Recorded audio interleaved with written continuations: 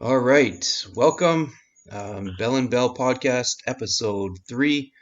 We have a good show. Oh, I don't know if that's going to reverb. We've got a good show tonight. Marilyn Mike's going to join us. That'll be really interesting to talk to that guy because I don't think too many people know him. So we'll get to hear about him and his past with this cool game. But first, Nathan and I are going to start off with looking back at season 12 playoffs. And yeah, we got a few other things to talk about too. We got some look ahead to season 13. We're going to talk about some teams that have pressure on them in season 13. And then we're going to do a run through with Mike about the rosters. So we'll have a good deep dive into what rosters are good, what rosters are shitty, and all those in between. So yeah, without further ado, welcome Nathan. This is the Bell and Bell podcast, and we are live with episode 3, one of the top 5 NHL 95 podcasts in all of North America, coming at you live. Welcome, Nathan. That's right. That's right. Good to be here. It's also high weekend, so everyone's My gearing weekend, up. yeah. Do you have the itch? You wish you were there? Oh man, I wish I was going so bad, Yeah. so bad. I was talking with LHX a little bit just on the Discord and talking about teams to pick. Man, I'm jealous. Mm, Next year, yeah. you're gonna try it next year? I'd like to go. Yeah, I'd like to go. I mean, it's drivable, no? Like, what would it take to get there? It wasn't bad. I think we left at I don't know 9 a.m. Toronto time, and then we were there by supper time ish, and we took some detours. We Yeah. got we got totally lost in upstate New York. I don't know. Unholy was driving, man. I don't know what the hell he's doing.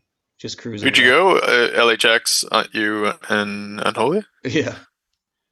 The highlight of the whole trip was we went to this some small town to go get coffee. Go into the coffee shop. It was like some local coffee shop, so we're just sitting there forever. Come outside. The car's been running the whole time. All the doors unlocked. We got all our gear in there, and his keys are Oh, still in the man. ignition.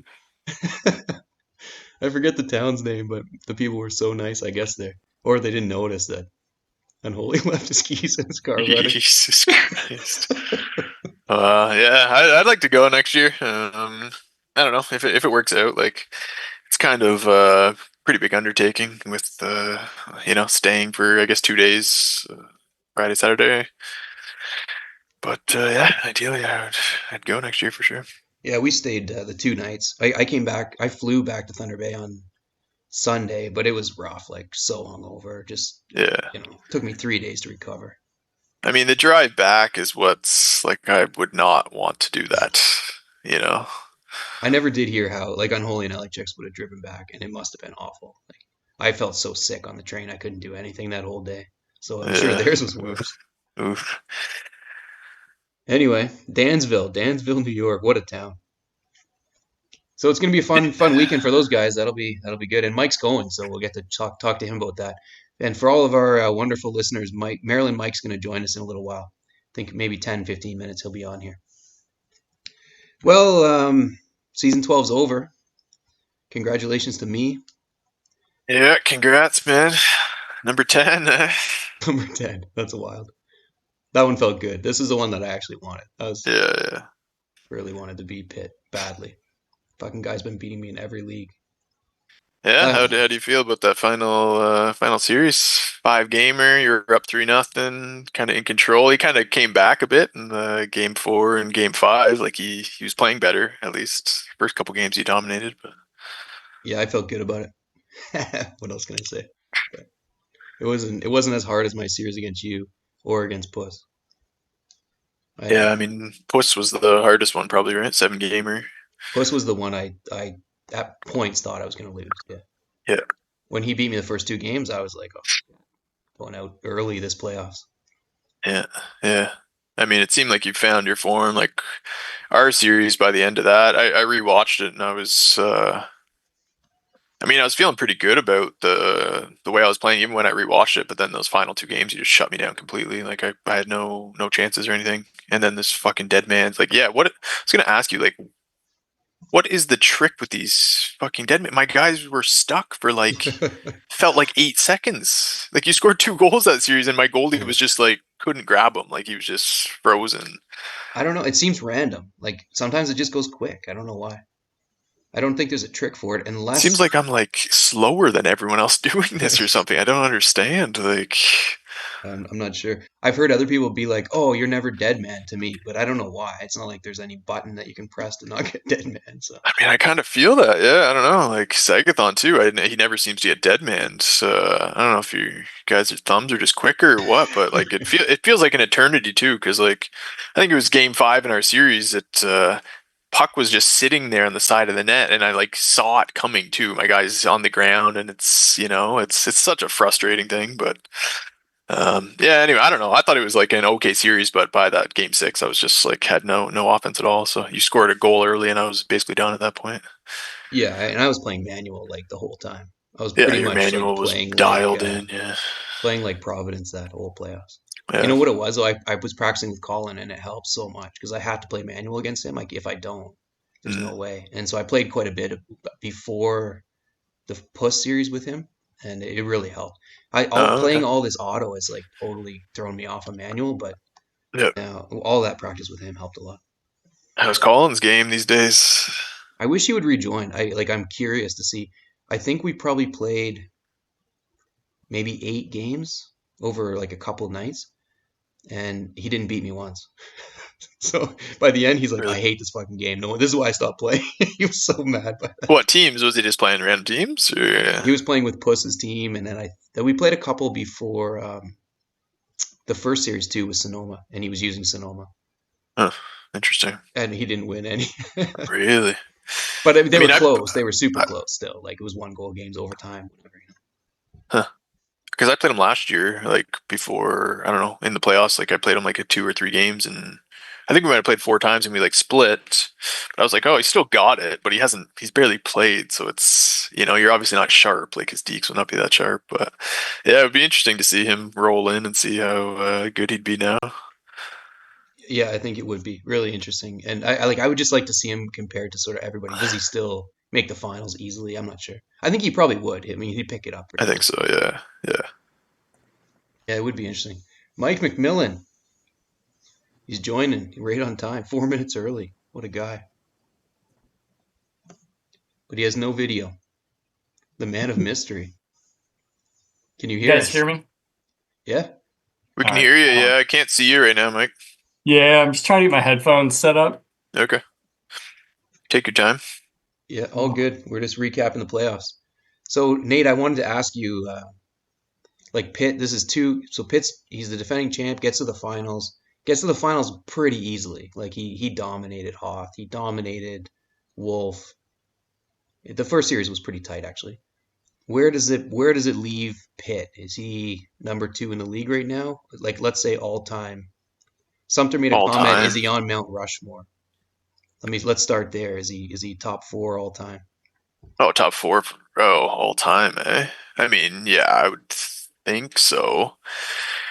I mean, you posted the conference the like conference finalists, I guess, earlier, and he had what, 5? He has 5 now. I was surprised. Yeah, I guess 2. He added 2 now, but even 3 because he lost in the conference finals like 3 seasons ago. So he's been 3 seasons in a row to the conference finals now. Right, right. Pretty impressive. I mean, I think he's got to be, yeah, top 4. Like, I mean, Puss put out the rankings not long ago, and I thought they were pretty spot on at the top. Like, I think I would have Nips 2 now, but it's tough. Like, yeah, if you go all time, it's tough. Like, Sagathon still should probably be up there, but Yeah, but Nips has the championship. Nips has a ship. Yeah, that's worth more. Yeah. There he is. Welcome, man. What's up, boys? How's it What's up, going? Mike? What's up? This is super exciting, man. I'm fired up to be here, and Nate, good to finally meet you here. Yeah, And yeah, for sure, for sure. Sean, we met last year. I was the serial killer that showed up to HAI, to the high turn. You guys say hi? I don't even know what you say. Is it HAI? Yeah, they say hi. They say hi, yeah, to the high tournament.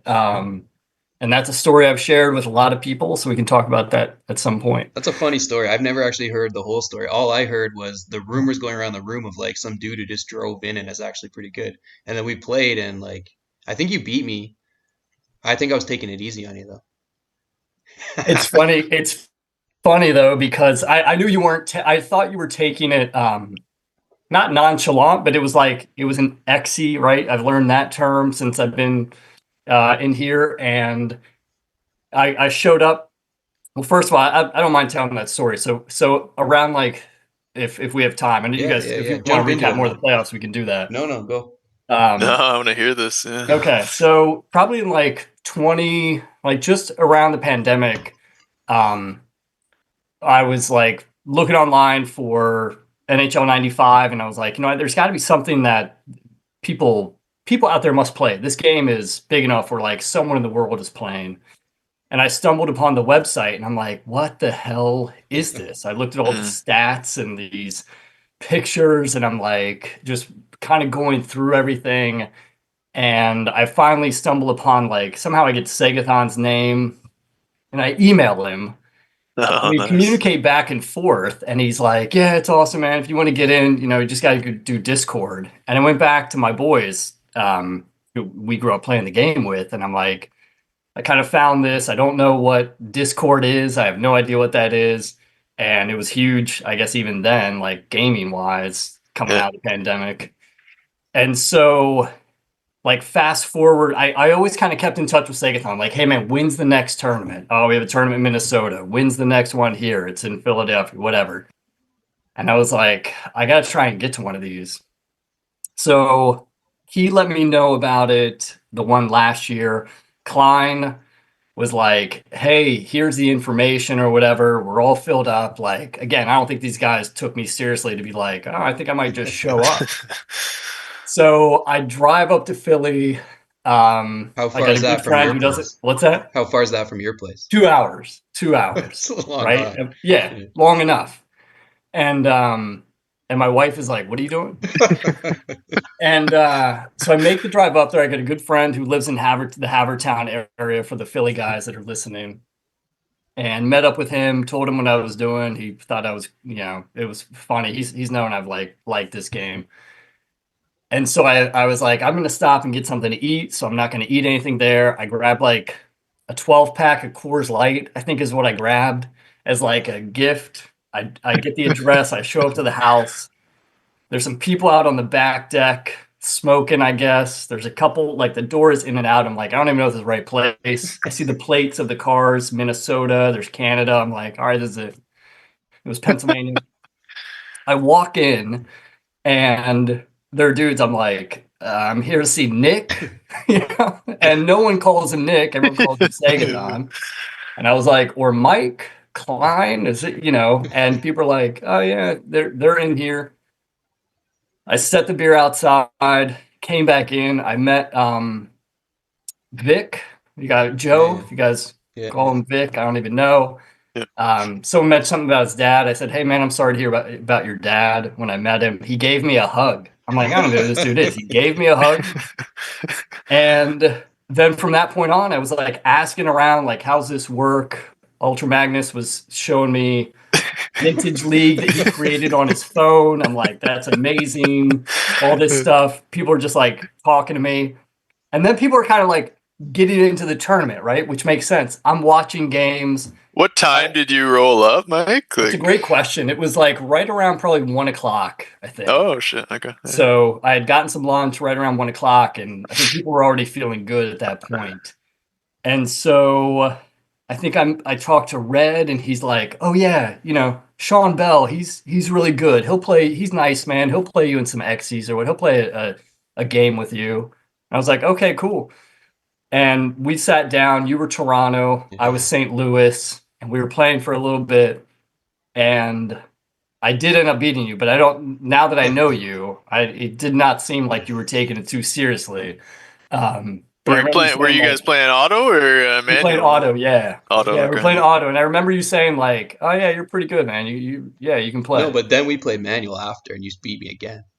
Remember that? Yes, I actually don't remember playing that second game. Yeah, it was later in the day, and I was like, okay, actually try this guy out. You beat me again, manual. Yeah, so I hung there until like 9:30, maybe 10 o'clock, and I drove home. I didn't drink anything. I drove home. And one quick story. At that at the tournament, right? I know nobody. I've told this story to my friends. We're hanging out, like, Klein's house, the smaller room of the two rooms where the Yep. tournament was going on. I'm in that room. People are playing. There's music playing on, Alexa or whatever. And it could have been Nips. I have no idea what it was. Someone was like, Alexa, skip this song. And just out of nowhere, I was like, in fact, never play this song again. And it was crickets. It felt so flat. Nobody said anything. I was like, okay, cool. All right. So then I went into the main room and that's packed. People are playing. And someone's like, Alexa, skip this song. And I was like, I'm going to try again. I was like, in fact, never play this song again. Nothing. No one said anything. No one turned to me. I go home. I check the Discord chat and stuff. And people are like, the serial killer. Who was that guy?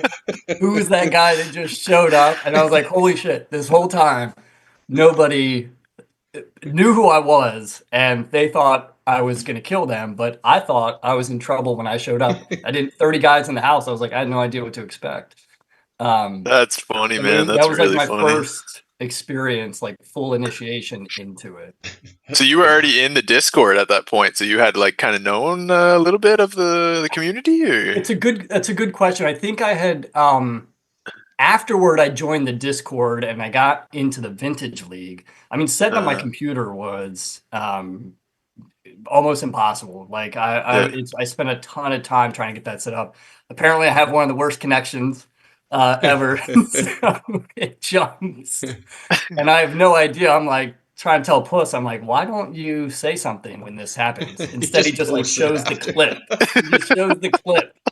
And I'm like, you can tell me. It's cool. You can tell me.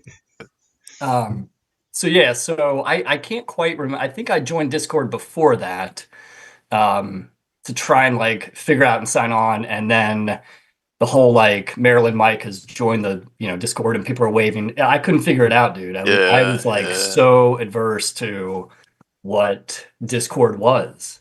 And I'm still kind of like, you guys can kind of tell, I don't always chime in all the time. And it takes me a bit to catch up. And then it's like, there's so many different things to read. Yeah, but I joined the Auto League, I joined the W, and I just joined the Q for the next season. So the Discord thing is a lot. Like it's a lot. We have like I don't know how many guys have joined and quit now. I think 3 or 4 of our friends. No, more than that, 5 or 6 with Nate's buddies.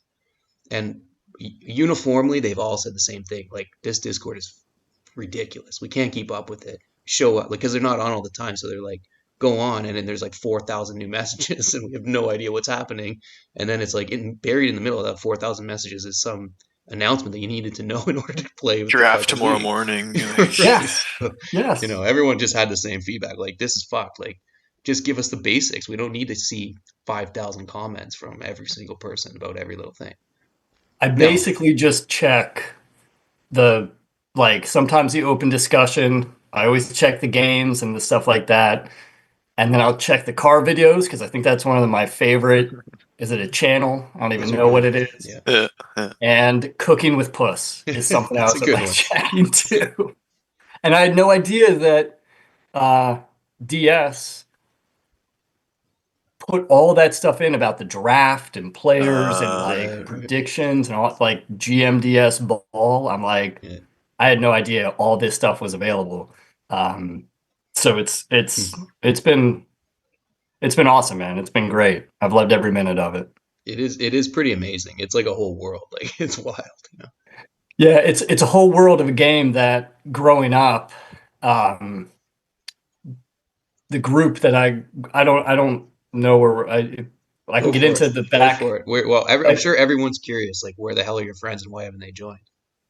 Yeah. Well, I've put stuff out there to them, and got my crew's just busy, and we got family and stuff like that. But I think everybody's busy, and it's just a matter of like finally setting a time aside for it. So I grew up in Charleston, West Virginia, which is where I was born. It's a capital city of Charleston. The easiest way to describe it, like if this is the state of West Virginia, It's like right there. And actually the state maybe on screen would be like pointing that way. So people get not offended, but sometimes I'll do that, you know. So that's growing up in West Virginia. I had a good friend in like 5th grade, 6th grade.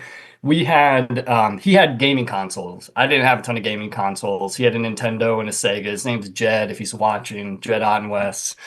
And we got the first NHL. Like he had Madden, he had EA Sports games, he had the first NHL hockey game, which I think was like 91 or something like that, maybe 92. I don't even know. And we just love playing games. And so that evolved, and we continue to play games and play games. Like whenever we had these shindigs, which is where my South Hills shindig name is from. But the shindig was like sleepovers, and we would just all get together and play video games. And my wife describes it as little boy sleepovers, essentially. But those are fun. We would hang out, and then eventually in high school, 95 came out, and my mom, single parent, she worked a lot. So when I was in high school, that game came out. I think so.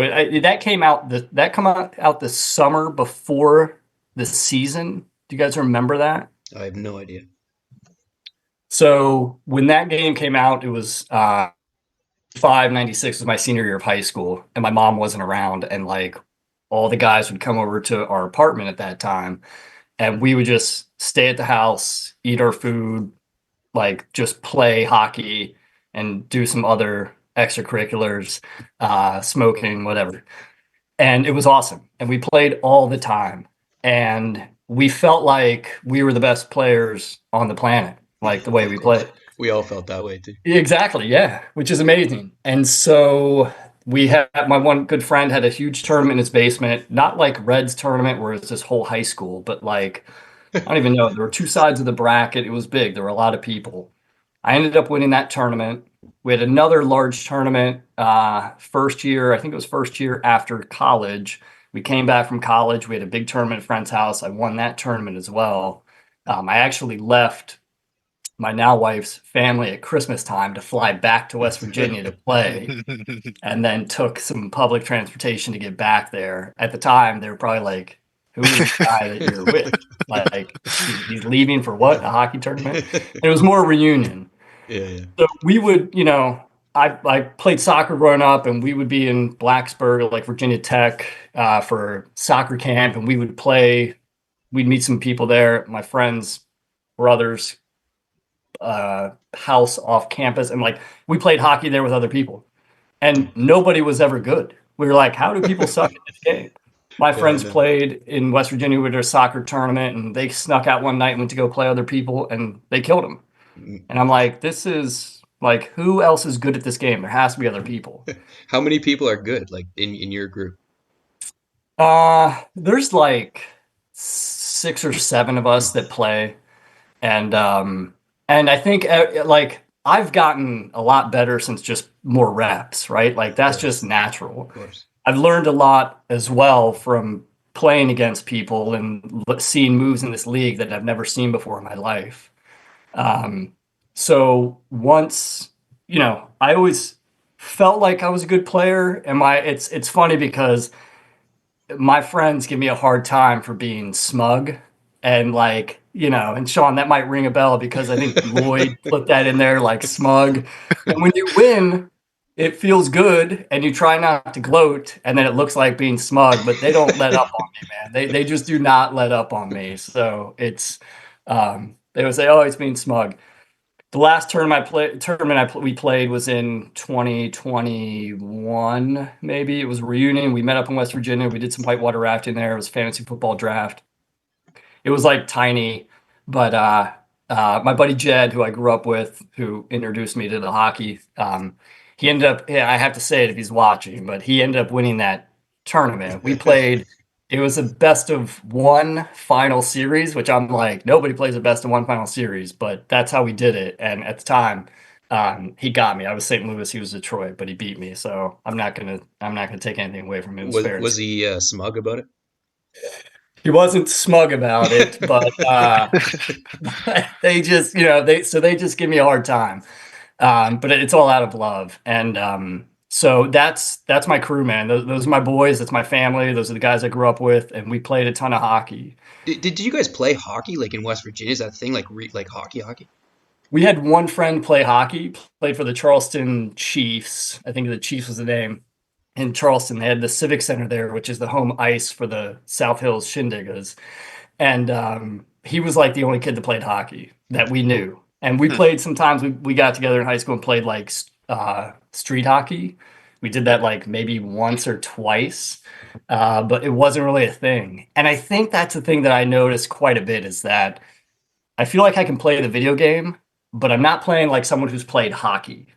Like a lot of you guys will dump the puck in or keep the puck alive or send it around the boards when like I may look for a one-timer at that point. And that's, you can probably tell, my game is built on one-timers and speed and making moves and just trying to cause havoc. And it gets me in trouble sometimes. I used to be a good manual goalie, and then I get in here and I'm like, feel like I'm crap manual goalie because there's so many guys that are scoring on me when I get into it. Interesting you say that about the dumps. Like I'm sure Nate would say the same. I don't think anyone that we played with ever dumped it in, ever. Like never until we joined this league. I don't think I'd ever seen that happen. Like the A flip into the corner, even the B around the corner. Never once seen that. We probably played very similar to how you play. And then it's just you just kind of can't survive if you do. Like the A flips, like from the red line in, you mean like across? So that one for sure, but also the forward B around the boards. Oh yeah, I mean, once in a while, it wasn't like we never heard of it, but it wasn't a thing people did. No, it wasn't a move. No. I mean, Nate, that cross flip that you're talking about. Yeah. Puss, when I played Puss, he did that. He caught it. He sent it to the middle for a one-timer out of the air. I filmed that and sent it to my boys back home, and I'm like, look at this. Look at what this dude just did to me. This is ridiculous. Like, how is he catching it out, sending it across, and firing it in? Yeah, those are beauties. Nips and Puss have, so nice. Nips and Puss have similar tendencies in how they play a little bit. Like Nips will try that sometimes. And I often, some of the stats I look at are time of in the attack zone. That's really important. And I feel like, Sean, you do a good job of keeping your team in the attack zone. By the way, I did not tell you congratulations on winning another championship, man. I was like really impressed with your play in that final. Your guys were flying all over the ice. I've got grades here for rosters, but your guys were flying. I thought Boucher stepped up big, and you were really you were like in the zone and just a tough out. And I think that's the thing that impresses me most about you is that you always kind of keep yourself in the game. It's never too high, it's never too low. Like you're always there.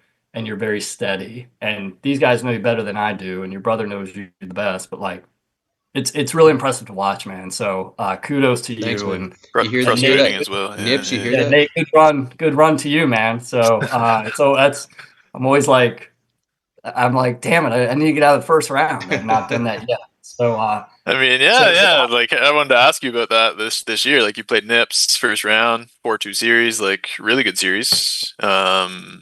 Like probably Nips' toughest opponent until the final match. So yeah, what'd you take out of that one?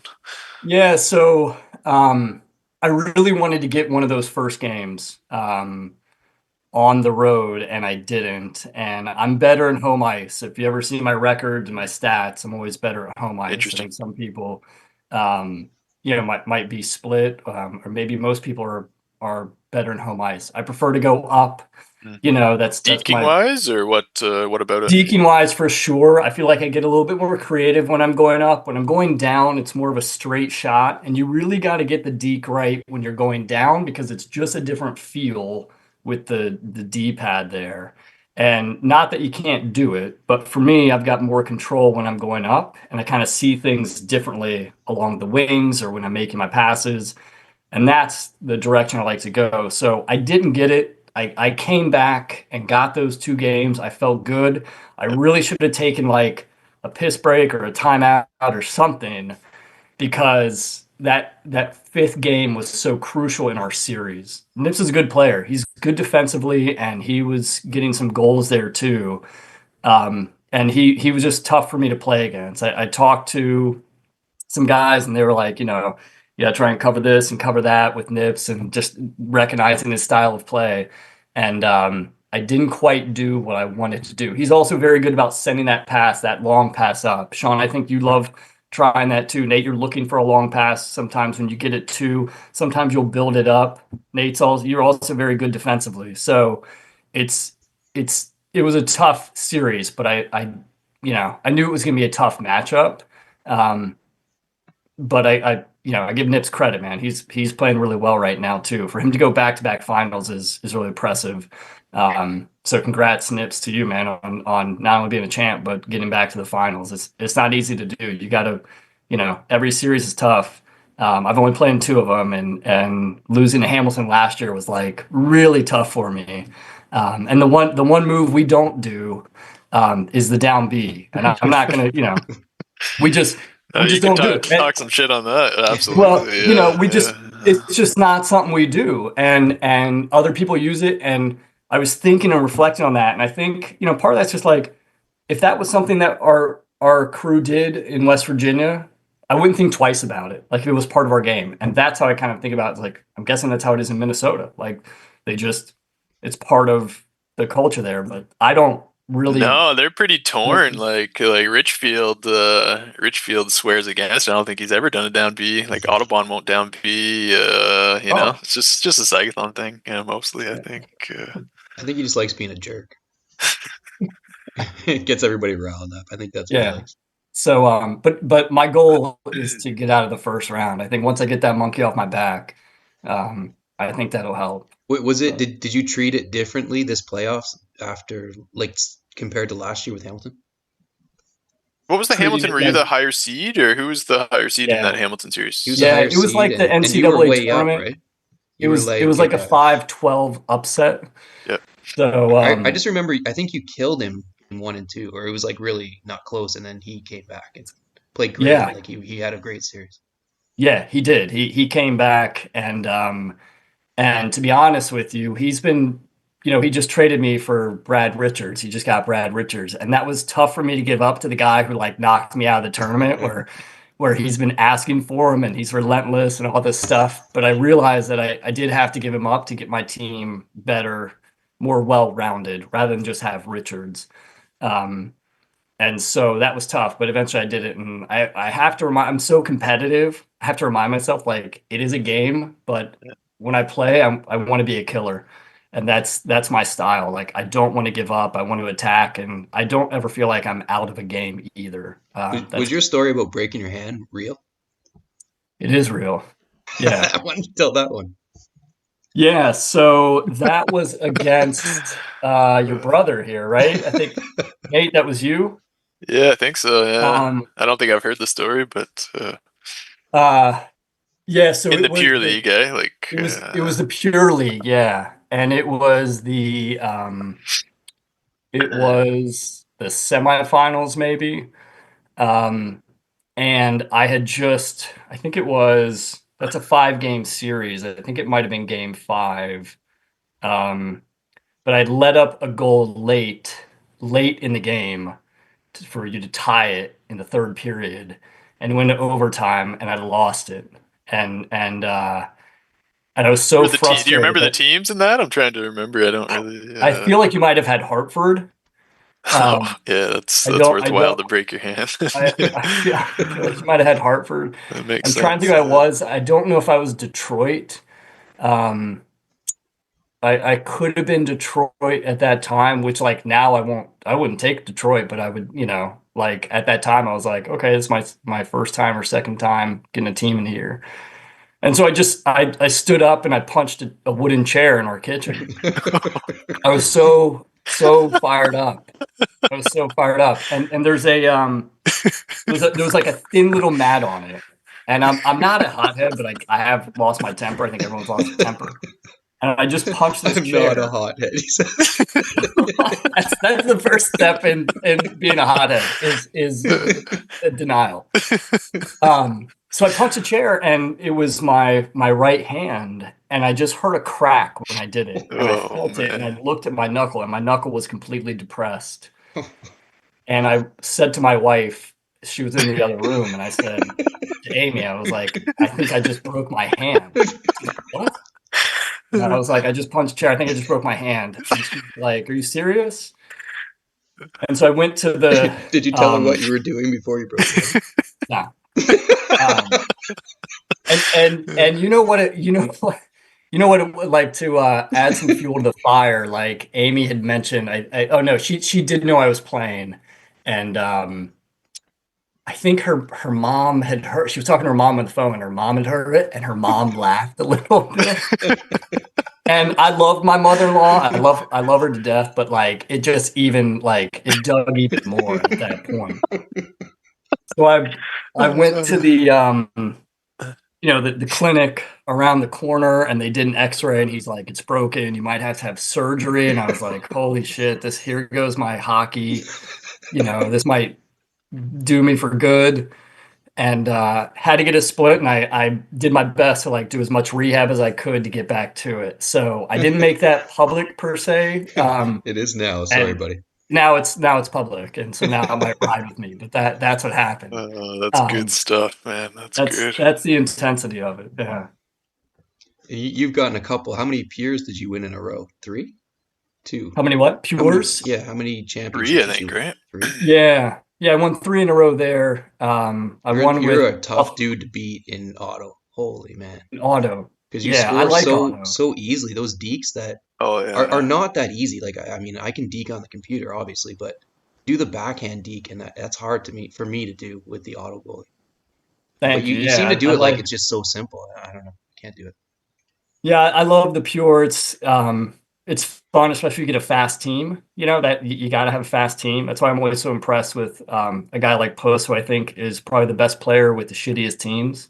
Yeah. He's just so creative and good with them, and he's solid. And I always find that to be very impressive. And you take Nate, like you take in Hartford and do good stuff with them. I'm like, these teams to me are slow, but I'm always impressed by how some people take those bad teams and turn them into good.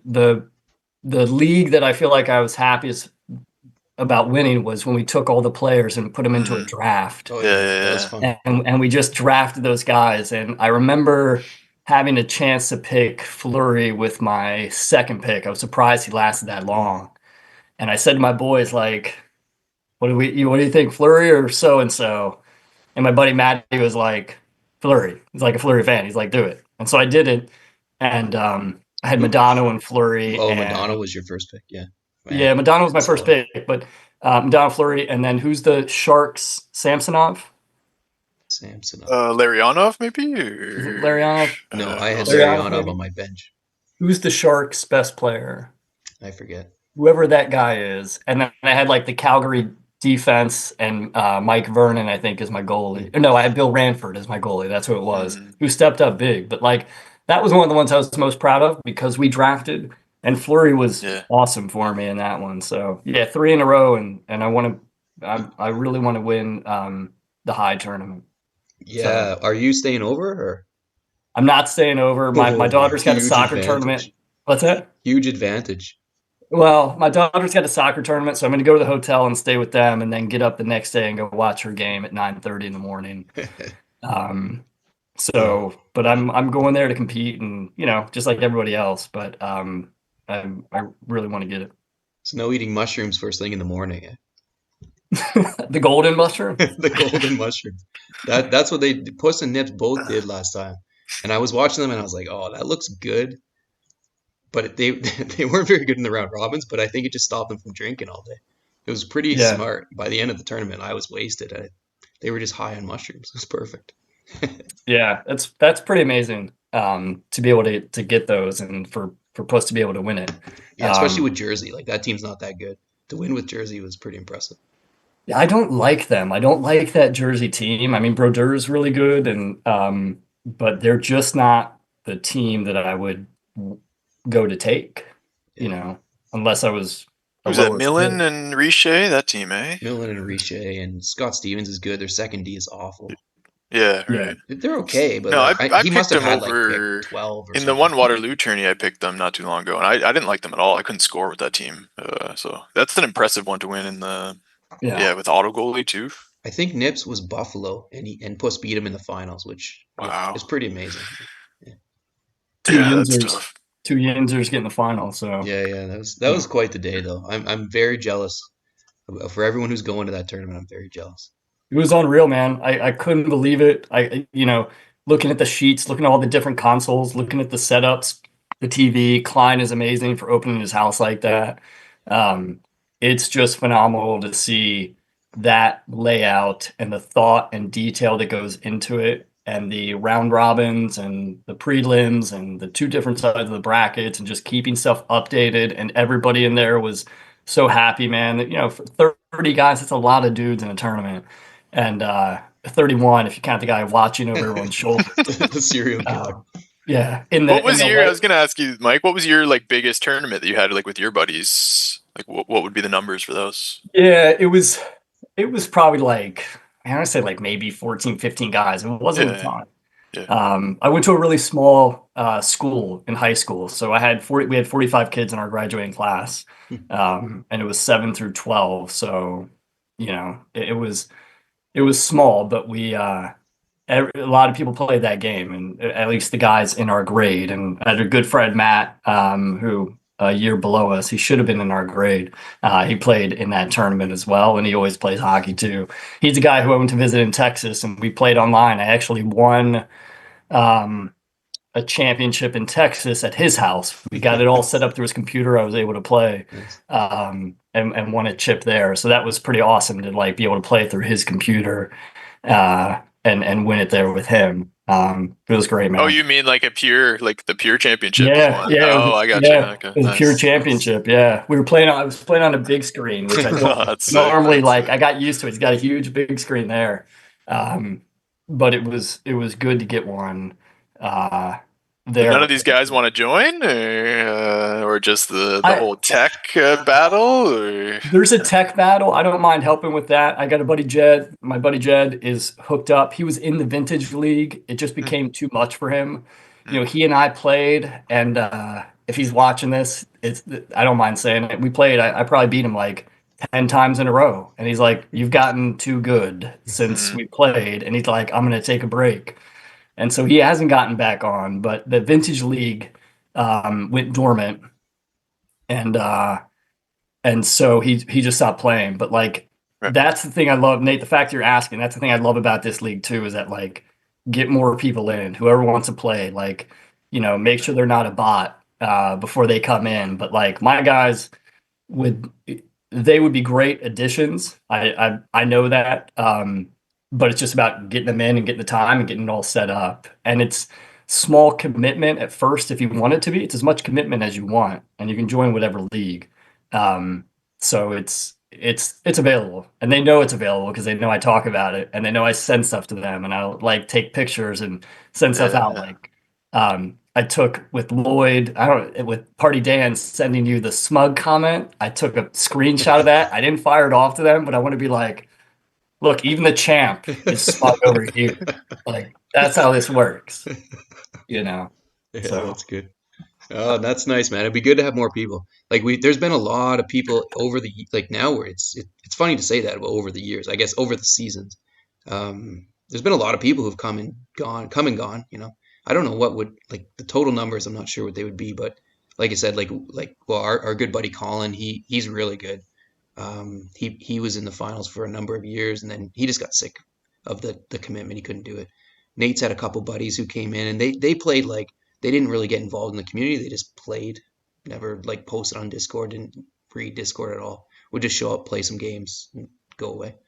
And Charlebois was probably in for a few seasons, 3 or 4 seasons. They were in for like 3-4 seasons. They had never played the game before joining, so it was like they were starting to get better, but I mean, yeah, with all the like reps people are getting in, it's pretty tough to catch up, to like reach that level. Yeah, there's been a lot of people in. Like we've had those two, Sean and Liam, our buddies. Sean and Liam were in for a while. Sean was in for quite a bit. He's the Moses who does the announcing. He played for. Oh man, phenomenal! He's awesome. He's awesome. He's amazing, dude. His calls are unreal. And again, my family will see me watching that, and they're like, You know, watching other people play hockey now and you're not playing? And I'm like, yes, but this guy's awesome on the call. Like, you should listen to him. He's like able to keep up with the chat. He must have the rosters in front of him, or maybe he just knows Oh, them. you should see he writes it all down by hand and with a notebook. He's got all the rosters Yeah. written in pencil with all the Yeah. stats. It's Yeah. awesome. Yeah, he's Because he cool. references them. Yeah. Like he'll say like 3 goals in the series so far, or like Jokinen was tearing it up for you. Yeah, who would have known except for Moses? Yeah. Like I didn't remember that. He's like listing off every goal. I get Did a he? kick out of it, you know. Oh, it's great. Did he call the other semifinal between No, Nips and Wolf? Was it because Wolf? Nips and Wolf finished. I don't know who it was who played on the Saturday, and then they just like played Sunday morning right away. Like the next, it was like 12 hours later. Those two guys. It's like let's go. He would have called it otherwise, but It's great. You obviously don't listen while you're playing. I do listen while I'm playing. Yeah, absolutely. You do? It's on a bit of a delay, like just Wow. long enough that like it's like watching replays. It's kind of perfect actually. That's amazing, man. Plus, he makes me laugh, so like, yeah, I get a kick out of it. Keeps me from wanting to punch the wall. I tried that once and I was just like, this is way too much to try to listen to this at the same, like I couldn't do that at all. Like I just rewatch him the next day if he does my series. I used to lock in, like when I first started, I used to just put these headphones on and like lock in with music and just play some music and play.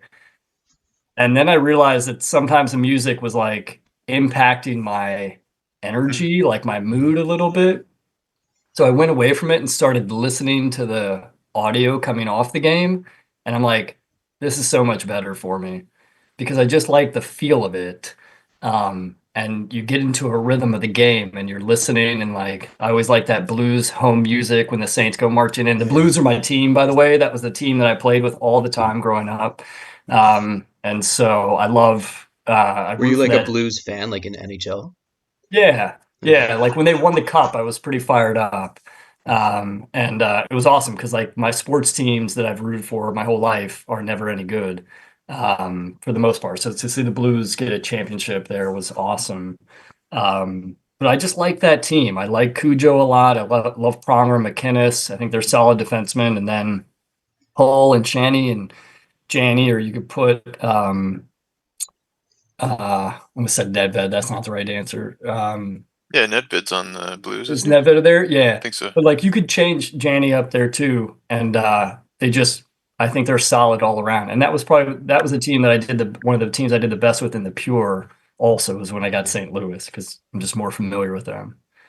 I hate that team so much. I That's know. like one of my least favorite teams. I don't Yeah. know how people are like Puss. I think went like 20-2 the one season too. I was like, man, this team is so slow. I can't get any Slow. offense going with that team. Yeah. Yeah. They're slow. They're accurate though. Yeah. And they can hit. So this might be a good segue for the teams if you guys want to. Well, before we go there, I wanted to Yeah. ask your thoughts on the Oh, whole yeah. like being a GM. How long did that take you to get into that? Are you into it? Is that part of the game that you like, or would you rather just show up and play? What do you think about all that? It's a great question. I would rather show up and play.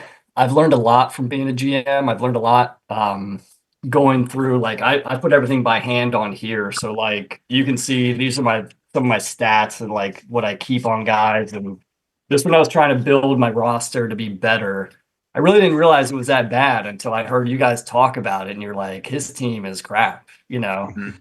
And it made me question like, wait, why is it crap? And I looked at the players and I looked at their attributes and everything. And it's interesting to see what certain guys value. I've got my own values. But so now that I'm kind of like looking for those numbers on their stats, it's made me kind of change the way I'm trying to build my team now. And I have to look down the road, and that's something I wasn't doing. I really wasn't thinking like, first I was like, what do these colors mean? Light pink, dark pink, green, all that stuff. I was like, what is all this? And then there's a lot of tabs in those sheets, but I started to kind of figure it out. I certainly could share it with someone and tell them how it works. But with the trades and everything, that is still like I see you guys fire off trades a lot, and that's something I'm kind of like I just made one trade. So now I'm having to build through the draft, which is tough when you're sitting in the middle or further back too. Right. Like you And got to you're never trade going to up. be bad enough to get a top pick. Yeah, I mean, we I said it went last week. through. Like we're both like in high favor of a lottery system, and I think that would help because then at least if you miss the playoffs, you got a shot at a high pick. Yeah. Yeah, it's the teams that are always towards the bottom are always going to be the teams that are stacked. Of course. And when you run through and look at all the rosters, there are some absolute horses on some of these teams, like some absolute studs where you get them for 10 years and they're 5 agility, 5 speed. I'm a stick handling guy. That's really important to me in this game because when I'm making my dekes, when I'm making my moves, I need a guy to hold on to the puck, and I need. Do to you be notice a big difference with the high stick handling ratings for Yeah, Deeks? I personally do. And if you ever look at the ratings, you'll see a higher rating on a guy, and they often have a high stick handling. There's a correlation there, and you know, certain attributes we don't care about, like endurance and all that other stuff. But an offensive player, his offensive awareness is important. Needs to know where to be when he doesn't have the puck. Same with a defensive player. Let me stop you there. The offensive awareness piece is something I'm super interested in. Like to see, I like to think that it matters, but I'm not 100% sure if it matters. Do you have like, do you think it does?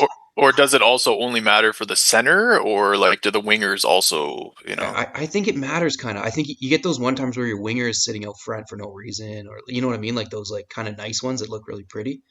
But I don't. But I've never like, you know, I didn't watch like the clip and then go check the guy's offensive awareness to see if he was high or not. So I'm just kind of like totally guessing. But I'd like to think that it matters. You know? I would like to think it matters too. The other thing about the game too is that those numbers fluctuate quite a bit. You could turn the game on and have a guy sitting at like 84 speed, and then you have turn the next time he's got like a 70 something speed, and I'm like, what the hell happened? Yeah. And so, yeah, they run hot and cold, but you know, all those things make up the overall number, right? There's a calculation there to make up the overall number. But interesting when I go through the rosters, like Sean, I know exactly what you value. When I look at your team and I look at what do I value? You value speed and agility and stick handling. If you can get, which a lot of people do, but your number one thing is speed and agility. You're not so concerned about the weight of a player. You're not really concerned about the weight of a defenseman. I think I like the weight of a defenseman to be up a little bit because I like a guy who can hit. I like to check. Sometimes it gets me out of position though if I miss the check, but I like to put a big check on and get the puck back. And your guys, when I looked at your roster, you know, they're all like 4 or 5 speed agility. And then that stick handling is about like maybe a 9, a 7 to a 9 sometimes. You know what? Honestly, stick handling is something I didn't look at until very recently. Never thought about it. I only looked at speed and agility ever. But I've been thinking about stick handling and offensive awareness right now a little bit. But yeah, I only ever looked at speed and agility for probably the first 10 seasons of this league. Yeah, but your roster works for you. So there's no denying the formula that works for you because you're so successful. But it's interesting to see like where some guys have players of where I value those traits and what they have. But stick handling for me is really, really important. And when we tried, you remember creating players? Yeah, of course. That? Like you create players. That was one of the things we did too. We created a lot of players growing up, and we always had these crazy names. And we realized what was needed to get a guy to be like a 99, you know, or a higher. And if it wasn't a 99, we would like dog the person for creating some players like a shitty like 91 or 94 and be like, what happened? But there's certain traits that we had to have higher in order to do that. And stick handling is one of them. Yeah, stick handling. We always propped up stick handling. Yeah, it was big. And again, if you look at the players, you know, that are the studs, you know, they've got stick handling and a higher rating. Like I think you've defied the odds of what you don't have to have a high rating to be a good player in this game. And that's what I've learned from this as well. Is like I see guys on the ice who are like a 72, and I'm like, why would you ever play that guy? And I look at his skills, and he's like quick, fast, agile, and he can move. And Yeah, like yeah. that That's makes the a big Sagathon. That's kind of the Sagathon. Like you look at his overalls and it's like, holy shit, this team's bad. But he also like he values the speed, right? Speed and agility. So he finds these guys that are rated like 65 overall, but they're like, 5 speed or so his team is a bit better than the overalls. But I also like Sean. I never really looked into the other stats. Like I was just speed and agility the whole time. And I'm interested because I just traded for Ribeiro, who is like I think his stick handling was super high. Yeah. I And I'm can't like, wait to huh, see does this Ribeiro. matter or not? Right? Like I've never really his shot power is 1 or 0 or something. And is that him? Oh, maybe no, maybe that's not him actually. No. Let me check the But stats yeah, because I wanted to his ask you no. about Ribeiro. I saw that trade and I was like, that's the most interesting guy in the league, Ribeiro. his stats are super weird, right? Like they're not like the traditional They're the His strangest, I think, out of Nate, everybody. his stick handling is a 15 this year. right. 99 That's stick handling, yeah. I mean, he's a 5 agility, 4 speed, 15 stick handling for this year. And he's Right. And a 5. super low weight, He's right? 4 weight. I don't think there's anybody else 4 weight. No, but I've never Yeah. seen one under 5 before. But he's got 5 offensive awareness, 5 defensive awareness, 3 shot power, 1 checking, 15 stick handling. Shot accuracy is 6. Passing is 5. Like amazing, I think. But it'll be curious to see what that 4 weight does. Yeah, the Yeah. 4 weight will be tough. I think Theo Fleury is a lightweight too. Sometimes he gets knocked off the puck so easily, but he can fly and his stick handling is top notch. Mm. He's just so shifty and quick with it.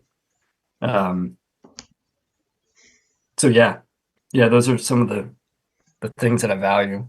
Well, what are you looking at these days, Nate, in terms of stats? Honestly, still mainly speed and agility. Like those are my main ones I'm looking for. I never look at weight, to be honest. I actually I prefer a lighter guy, I think. And I don't even necessarily look at weight, but when I traded for Doug Weight the one year, like he just seemed like bulky or something on the ice. Like I couldn't Yeah, no, I fucking like know what you move with the mean. Yeah, guy. yeah. His name. It's his name. I was like, what is the deal with this guy? Like he was like 5-5, but I couldn't fucking move around or something. So I like the Korea style, like the like quick, agile guys. Is definitely my style. So I don't know, Ribeiro. I'm just like interested to play with a little bit with this 15. I'd never even looked at stick handling honestly until I saw this guy was 15, and I was like, holy shit, like that's got to be something. Nate, you have Jeremy Roenick on your team too. And Yeah, it's yeah, the end of his career. yeah, So when I yeah. looked at his stats, I was Are like, they bad? Or, he's got the old slow Roenick on his team. But he's 5 speed, I think. He's got one Is year of he? 5 speed, and then I don't know what the rest of his stats are. I just saw the 5 speed, and I was like, yeah, I can work with this guy for a year. Yeah. But I think next year he drops to like 3 or some shit. Fun stuff. Well, let's get into the rosters. I do want to like we'll finish off the show after we talk about the roster state of rosters. I do want to get into who has some pressure coming up in this upcoming season, but we'll end off with that. So let's talk about the rosters, and just so everyone's on the same page, what we talked about doing was ranking the rosters of each team in the league, sort of whatever worst to best or whatever way we go, in tiers. And we're not going to do it like number 9, number 10, whatever, but in tiers of what the rosters look like, and it'll give us a chance to talk about some of the rosters. And also, just so everyone knows, we didn't set out any criteria, so we just left it up to each of us to determine our own criteria. So the rosters could be, the rankings could be different based on whatever criteria we might have used. So that's the preamble that I'll use. Let's do worst to first so that we can bury the worst people. And So how can I just ask you guys to start? Like, I have 6. I split these groups up into 6 different tiers. I don't know what you guys have. I did 5 tiers. I'm well, I guess it's weird for me to say former classroom teacher. I did that for 16 years and now I'm a math coach, but I'm still in education. I did grades. Nice, nice. So how many grades are there? A, B, C, D, E, F? Yeah. And this is looking at just this season, Mike, or is this like future looking at as well? I'm looking at just this season Gotcha. There were some, just for season 13, I think when you look at the future, of course, there's a number of guys that kind of blossom and develop down the road. But I was looking more at this season to think like, how do the rosters fare? If you're talking Yeah. about who has pressure, like how does their roster match up with the type of player they are and how they deliver with that team? And, we all judge things differently, but maybe going through this, we'll have some commonalities. I do have in my grading, I do have like a B+ or a C-, and so there's some wiggle room there. What about you, Nate? Did you look at future? Yeah, mine I think is a bit more future oriented. Like I tried to focus on just this year, but also taking into consideration the future as well. Like I'm rating teams higher that have long term guys for sure. That makes sense. Yeah, I did the same. And you, Sean? I did. I considered the future for sure. I didn't. It was mostly based on now, but if two teams were equal. Yeah. And the future may change too. You know what I mean? Like with trades and. Actually, that's a good point. I did not at all look at draft picks. So I know, Nate, you have a bunch of draft picks coming up. I didn't take that into account at all. You do. Yeah. You do have a bunch. I do. You also, ironically enough, have a pair of brothers on your team that are both horses. They're both studs. Which brothers? I do.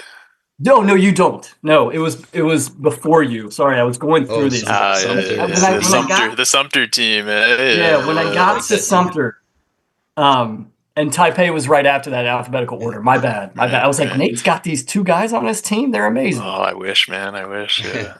So let's hear. I don't know, Nate. You've got the extra tier by the sounds of it. But let's start with Mike. Let's start with Fs. Who did you give Fs to? So the first team was the Alberta Hacks. Yeah, terrible roster. They're on my bottom list too. They're, goalie wasn't good. Patrick Lalime, 74. Drew Ferentz, my note here was just he sucks, but he might be good. Yeah. I could not I couldn't quite get past that team. I did give him an E for that. And there was another team that I certainly could have dipped into. It was a D-, and I certainly could have dipped into an E. I think I was, the Inglewood Monstars. I don't know if you guys, where you have them, if you have them maybe a tier above. I had them a little bit higher, actually. I had them in my fourth. Interesting. I had them higher too.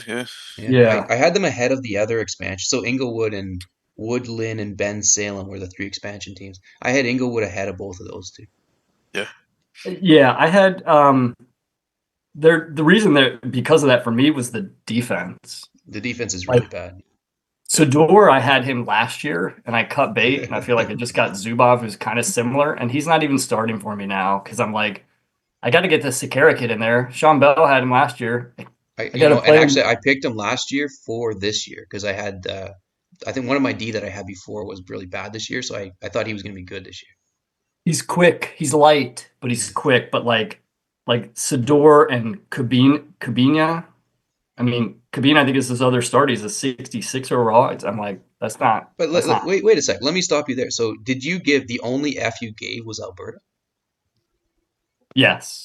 Stop. The worst roster in the whole league. The only one. Wow. Who did you have? So what was your bottom tier? I have four teams in that bottom tier. What do you have? Just to start, how many teams you have in your bottom tier?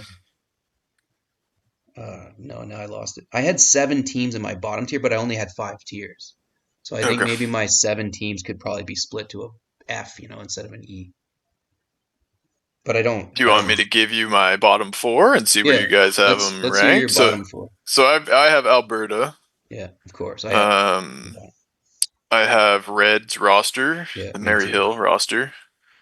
I have the Sagathon roster as well. And Ben Salem or whatever, that one. Those are my bottom 4. What did you give grades to those guys, Mike?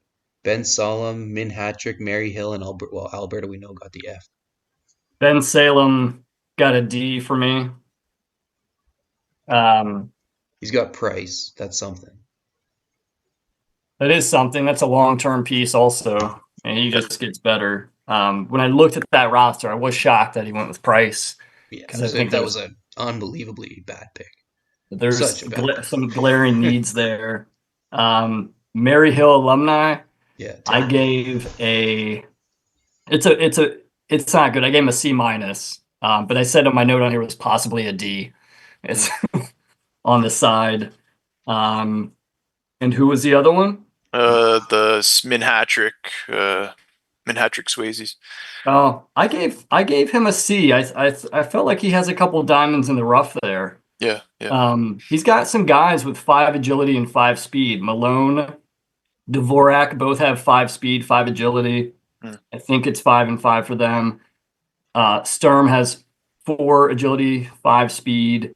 McDonald has 5 agility, 4 speed. So like his defenders, Hedgen has 5 and 5.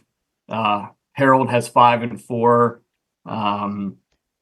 Yeah, I didn't go beyond the overall, so that's interesting. Not surprising. Yeah, me neither. That's interesting to hear actually, because that's not surprising. All of his teams usually have those guys, so not surprised to hear that the overalls don't paint the full picture. But. No, they don't. I think you guys mentioned that earlier, right? Like, Yeah. you know, Giordano is not playing this year for him though. So like, what does that mean? He only has 2 defensemen running. No, I think well, who knows? But I think if he doesn't have a rating, he gets a 25 overall. I think that's the way it works. Because there's a bunch, like I got Mark Straight on my D, and for some reason in 2011, he's 25 overall. I don't know why. So like there's a bunch of guys on the list, on that active list of 25 overall, and I think that's for some reason they're either they didn't play that season or maybe they were injured. I don't know. So if one of his guys, like if one of his D-men get hurt, then he's got this 25 corpse coming on the. Exactly. That's nice. hilarious I like about that. this. Although maybe not, because for me last year, Corey Perry came on True. as my backup D for some reason. And I had Sekera, who last year I think was rated 49 or something, 47. But he never came on. I think one time all season because like somebody got injured for the game and then there was a penalty or something. But Corey Perry came on. So like I just don't know if every team is like that. Somebody was bitching to me about like that my guy Corey Perry came on. So maybe other teams are not like that. I don't know. UC Jokinen never played a minute for me last year. The 5th forward. Yeah, that's a spot. That's what I wanted to say too, Sean. In our series, I think it was our series, I had 2 guys out for the game, and I had fucking Travis Zajac. Hadn't played 1 second the whole year, and I was like, I don't even know what his speed was, like 49 or some shit. Like you would have been better off if you had Pat Zajac. Moses got a lot of run out of that actually. That whole game, it was just Zajac stories the whole time. It was like first period too. He comes in the game like Jesus Christ. Yeah, that was really good. That was tough sledding. That was 2-0, I think, in that game, maybe.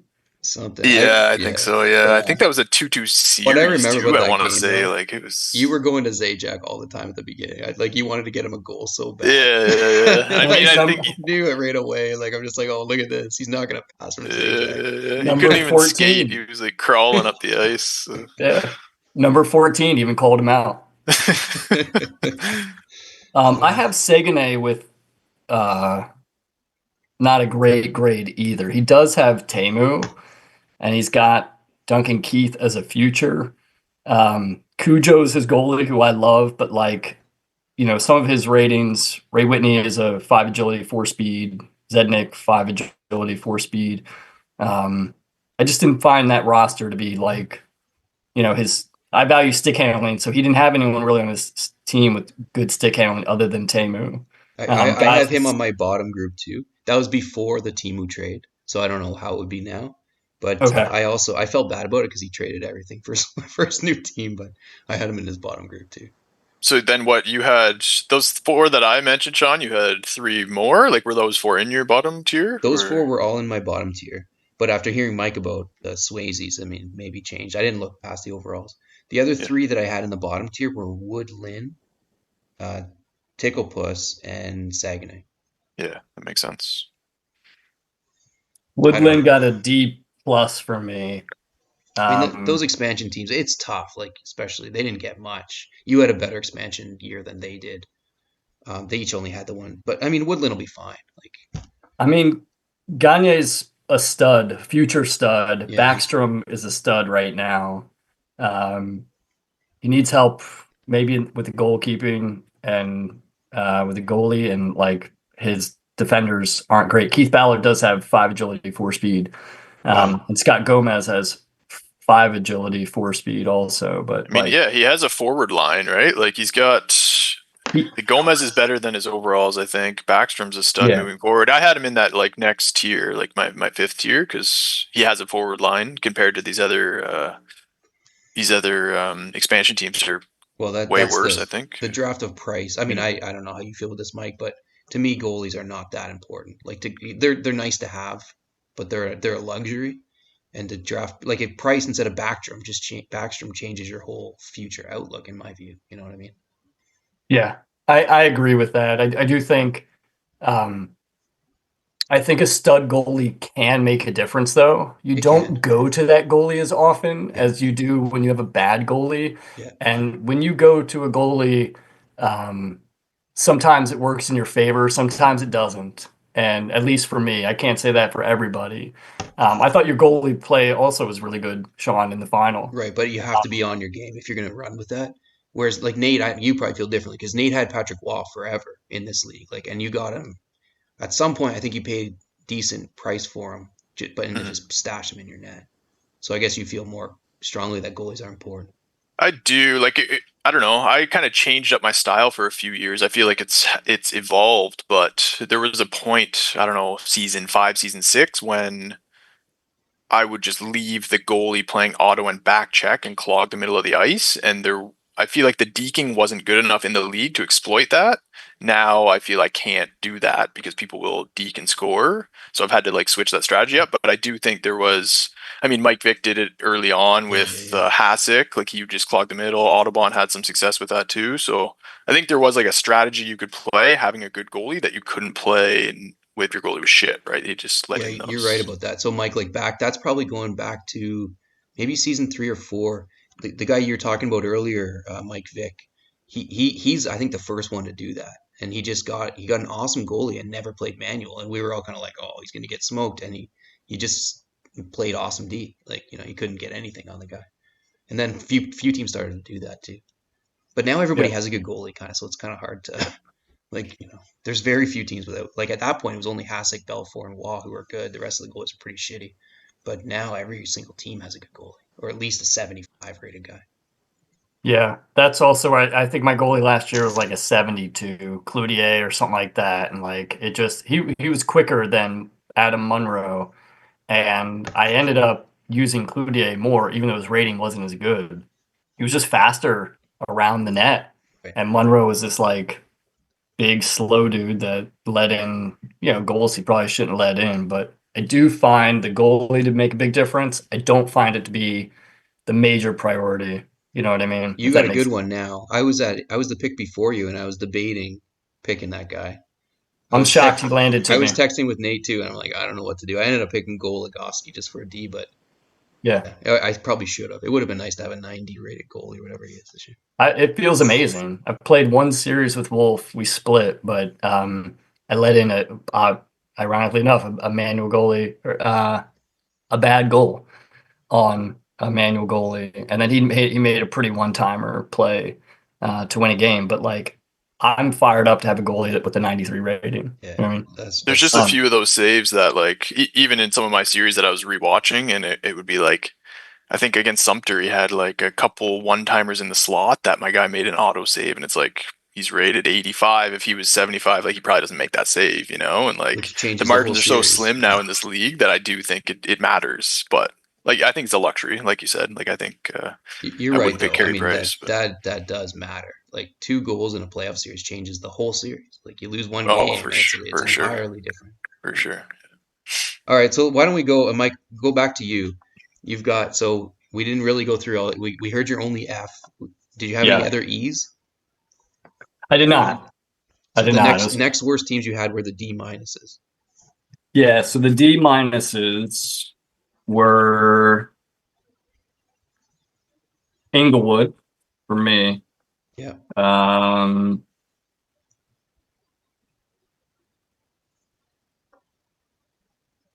And that's the only D minus. There's some D's and D pluses. Where did you have Inglewood, Nate? What tier? I had them in my 4th tier. But again, more forward looking. Like he's got Kane, which I think is just like a huge piece to have, and he's also has Steve Sullivan, who is like quite playable. Yeah. And that's kind of just looking at overalls. Like I don't know, Doug Waite, Lettinen, Zubris. They're actually probably all three of them are slow as hell. So I didn't really consider that. His goalie's playable. I mean, his defense are a bit weak, but I don't know. I had that roster basically just looking at Kane. Like I was looking at it in like, who would I rather have out of these two rosters? And it's like, man, I would take this roster knowing Kane is there for the next 15 years, you know? Yeah, I agree. I agree. I had him in the fourth tier, which is out of 5, but I think for that reason too. His forwards look good, and they might be shitty when you get below the overalls, but they do look good. It's Nate, hard to he has also this. not remember that he's going to get the first overall pick again. Like, so it's in the back of my head that like, oh, his roster's going to be better. You know what I'm saying? True. He's got this guy, Nate, on his team, Doug Waite. Have you heard of him? I heard he's really Quick agile. mover out there. Yeah, just don't try to deke with Doug Waite. So who else did you have in the D's then, Mike? So Ben Salem, we talked about. Also, Saguenay. I don't know how to say his name. Sonoma. Sonoma. Oh, Sonoma, that one. Sonoma. Sonomali. Yeah, he's got Le Cavalier, who's an absolute stud, and I think that in itself get you out of the E category. But like, I mean, all his guys. Drury is a 4-4.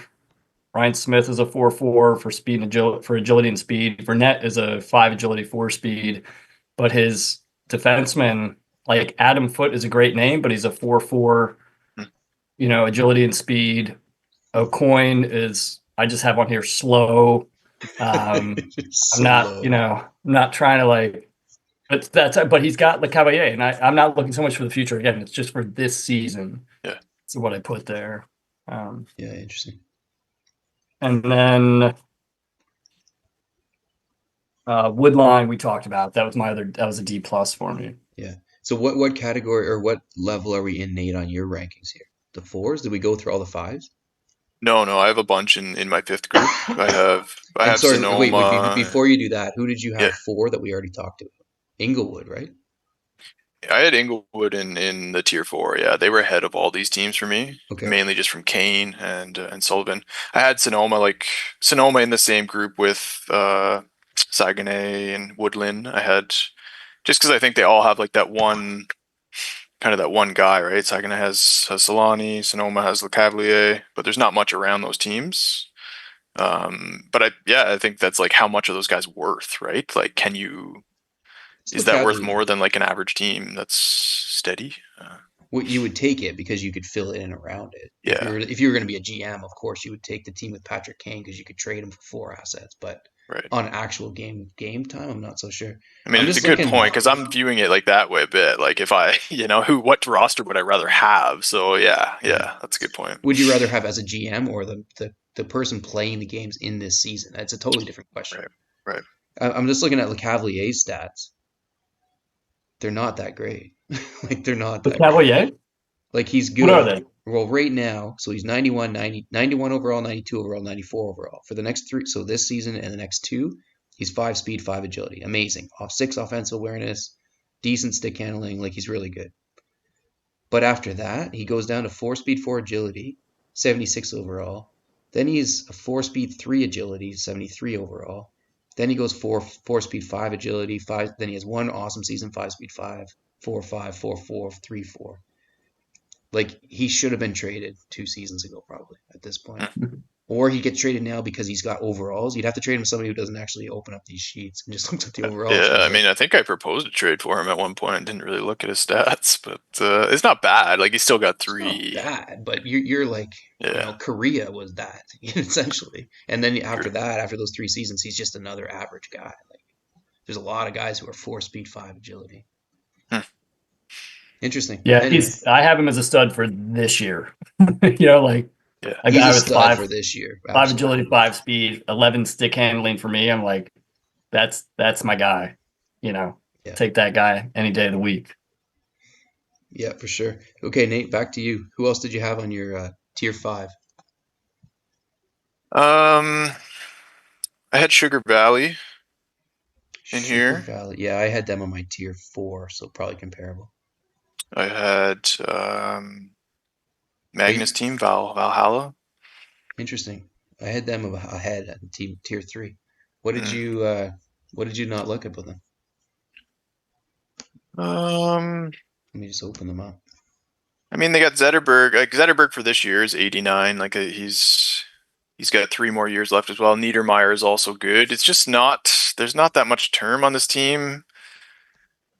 Yeah, I don't know. I guess Doan's ratings are pretty high. I just assume he's slow as hell, so didn't rate him that high. 4-4. Yeah. Oh, 4-4. Yeah. Actually, that's okay. better than I thought. I thought he would be a 3 Mm. speed. Jason Arnott is a 4 agility, 3 speed. That's not playable. I honestly don't think you can seriously play with a 3 speed guy. I think you just get killed. Like, tough. It's tough. He's got Niedermeyer back there, who this year is a 5 agility, 5 speed, 10 stick handling. To me, that's awesome. Yeah, Yeah. three Awesome. really good seasons with Niedermeyer, and his second D is decent. Yes, 5, 4, and 9. That's agility, speed, and stick handling. He's got Zetterberg, who's 5 agility, 4 speed, 14 stick handling for me. Zetterberg I like a lot. So who does he play? He's plays Zetterberg, Doan, and I guess he's got to play Holmstrom or something. Right? Holmstrom, who's 4, 4, and 10. He's 4 agility, 4 speed, 10 stick handling. So that would be the guy. And his weight's probably high.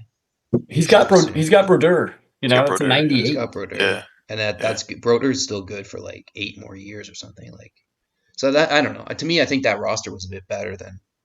I mean, Sugar Valley's is kind of interesting, but he's like super short term. He's just short term, yeah. If you just look at this year, though, I mean, he's still got Forsberg. He's got Langenbrunner, Mikko Koivu. He's got decent wings, and he's still got Blake and Schneider. I don't know. Looks okay. Did you look at their stats, Mike? Blake and Schneider, how they were slow these past couple of years. I don't know if they still are. Yeah, Blake is a 3 agility, 3 speed. I have on here slow. That's awful. Oh my god. Schneider is a 4 agility, 4 speed, 9 stick handling. His weight is a 7.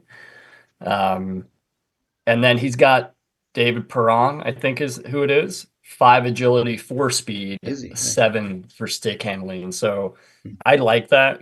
Perron he won't run with Blake. But if you get a guy knocked out, Blake steps in or penalty probably penalty wouldn't matter. But like Sugar Valley, I gave a C to. He's got a great goalie. He's got a good goalie. As long as you don't look at the future, he's pretty. Yeah, and I'm not. Yeah, that's really, so my ratings are not future at all. Yeah. In 4 seasons, he has no goalie. Forsberg's gone. Blake and Schneider are gone. He has Alex Entler, which is a nice piece to have. But he's got okay forwards still. Dustin They're just Brown, like okay guy. Yeah, I was kind of looking forward base, and like I don't think this roster is very good moving forward at all. Like I had him in the same tiers like Tickle Puss. Like where did you have Puss rated, Mike? Like I gave him a B. Yeah, really. He's very similar to Sagathon in his guys that he's taking. Oh, interesting. Because he's smart about all this stuff. He's paying attention. What's that? I said he's smart about this. Like even though he actually doesn't care, he pays attention. So I'm not surprised to hear you say that. I didn't look beyond the overalls, but I'm not surprised at all to hear you say that. Yeah, I mean for this season alone, he's got now his goalie. He's got Thibault, but Thibault. Maybe I don't always get these right, but like he's only got 1 year and his backup sucks. So he's gonna need. He's in the same mindset. Like he doesn't really care about the goaltending. But he's got Kovalev, who this year is a 5 agility, 5 speed, 11 stick handling. Wow. And we all know he loves Kovalev. That's like his guy, right? It's like, I mean, Lupul, 5 agility, 4 speed, a 10 stick handling. He's got Dimitra, who is 5 agility, 4 speed, 9 stick handling. I said his bench sucks. Rafalski is 5 agility, 4 speed, 11 stick handling, and Phaneuf is But 5 agility, 4 speed, 9 stick handling. So like his numbers don't look great overall, but he's got some guys that can play, and he's a really good player himself. Like he can play. He with these guys, I think he can be successful. that's really interesting because I had him in the bottom tier, my bottom tier. But Yeah, again, I think only if looking at you're going, overalls, right? So it's yeah, totally if different. you're going overall, it's not great. But if you dig into it a little further, he probably doesn't like the fact I'm sharing a secret. But if you dig it a little further, it's a good team. Where did you have Pitt? What do you give them? Way at the bottom. Interesting. I gave Pitt. I gave him a B minus, just because I said he was hurt by his bench depth, and not that we really go into the bench that much. He's got 2 okay goalies, Rolosan Berizlikov. He's got Hossa, who's really good, 5 agility, 4 speed, 11 stick handling. Samsonov is a 4 agility, 6 speed, 11 stick handling. He's got Korea, who is a 6 agility, 5 speed, but 4 stick handling. I'm super curious. Like both, like so, Samsonov was on my team. Korea was on Nate's, and I I know didn't like Korea's that. on That those. 4 agility just kind of made me a little nervous. Like I don't know how. I'm super curious to see how Samsonov will be at 4 agility. And then I remember after Nate traded Korea, I checked his stats and I was like, holy, 4 stick handling. Like what does that even mean? Like how can? Because that's Yeah. like what is that? Like actually like I forget the Like, rankings for stick I wonder handling are if he's weird. So been like that for the whole thing or no, what? no, no, Like, no. He hasn't. I checked it last year. When you had like when you made the trade because it still had last year's stats up there, and he just dropped off. He was like 11 or something, oh, okay. but he I think dropped it off for means the rest of it. he uses just one hand on the stick. Yeah, like right, like but you know like what I'm saying is like stick handling attribute scale is different for some reason. So like he's forced, so that means 39 to 47 overall in stick. So that's pretty Yeah, bad. Like holy Nate. Nate, did you notice any of that with him? no, but he wasn't last year. That's what I'm saying. Oh, he Like wasn't last year. when Nate Oh, made the trade, I checked his stats and they still had on the 207 stats. And he was like, oh, I forget what, but it wasn't bad like that. It was drop off, like significant drop off oh. on stick handling.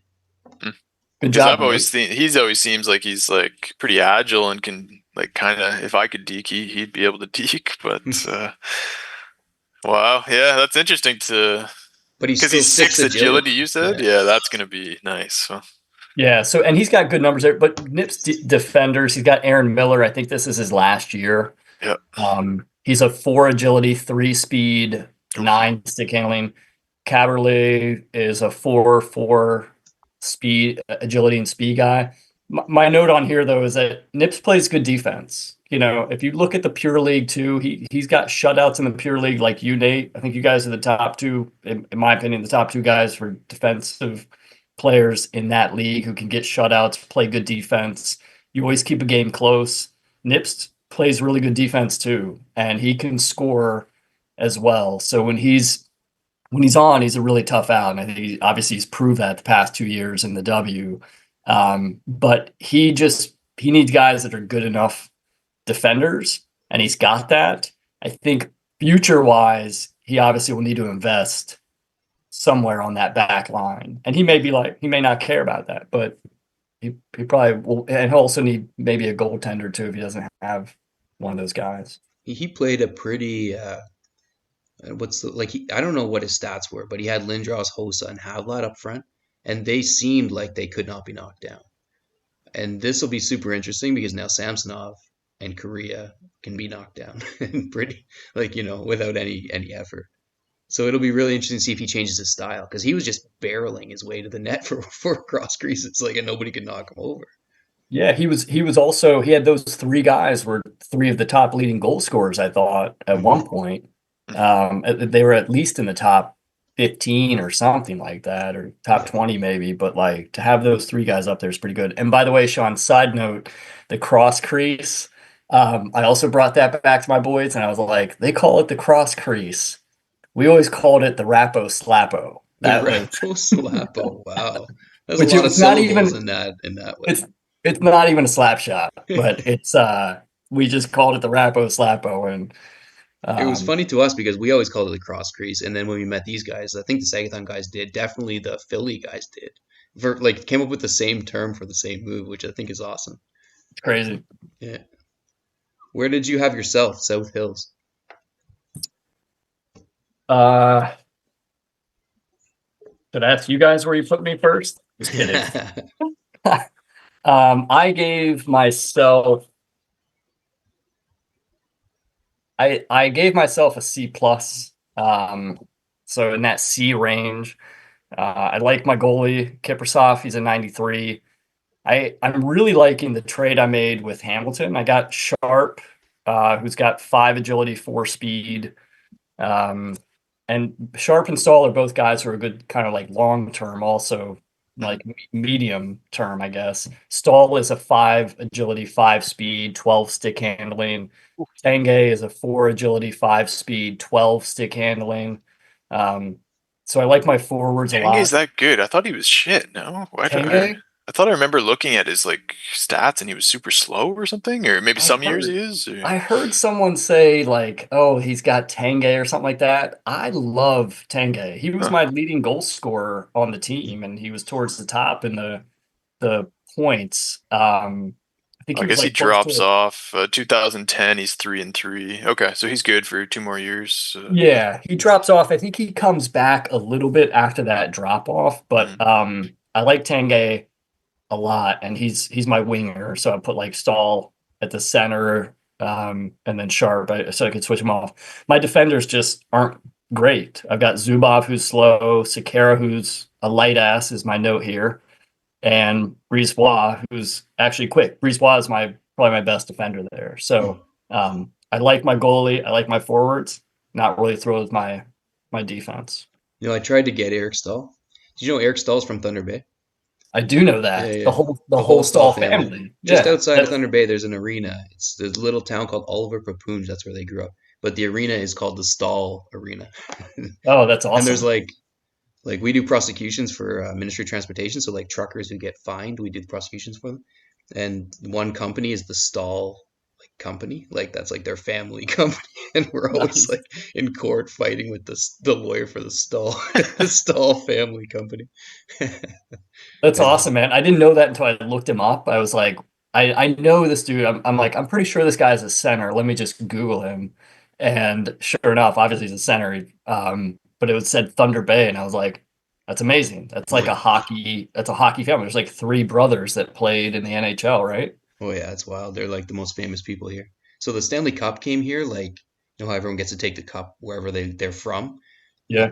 It came to Thunder Bay like every year for so many years because Matt Murray, who was the goalie for Pittsburgh, was from Thunder Bay.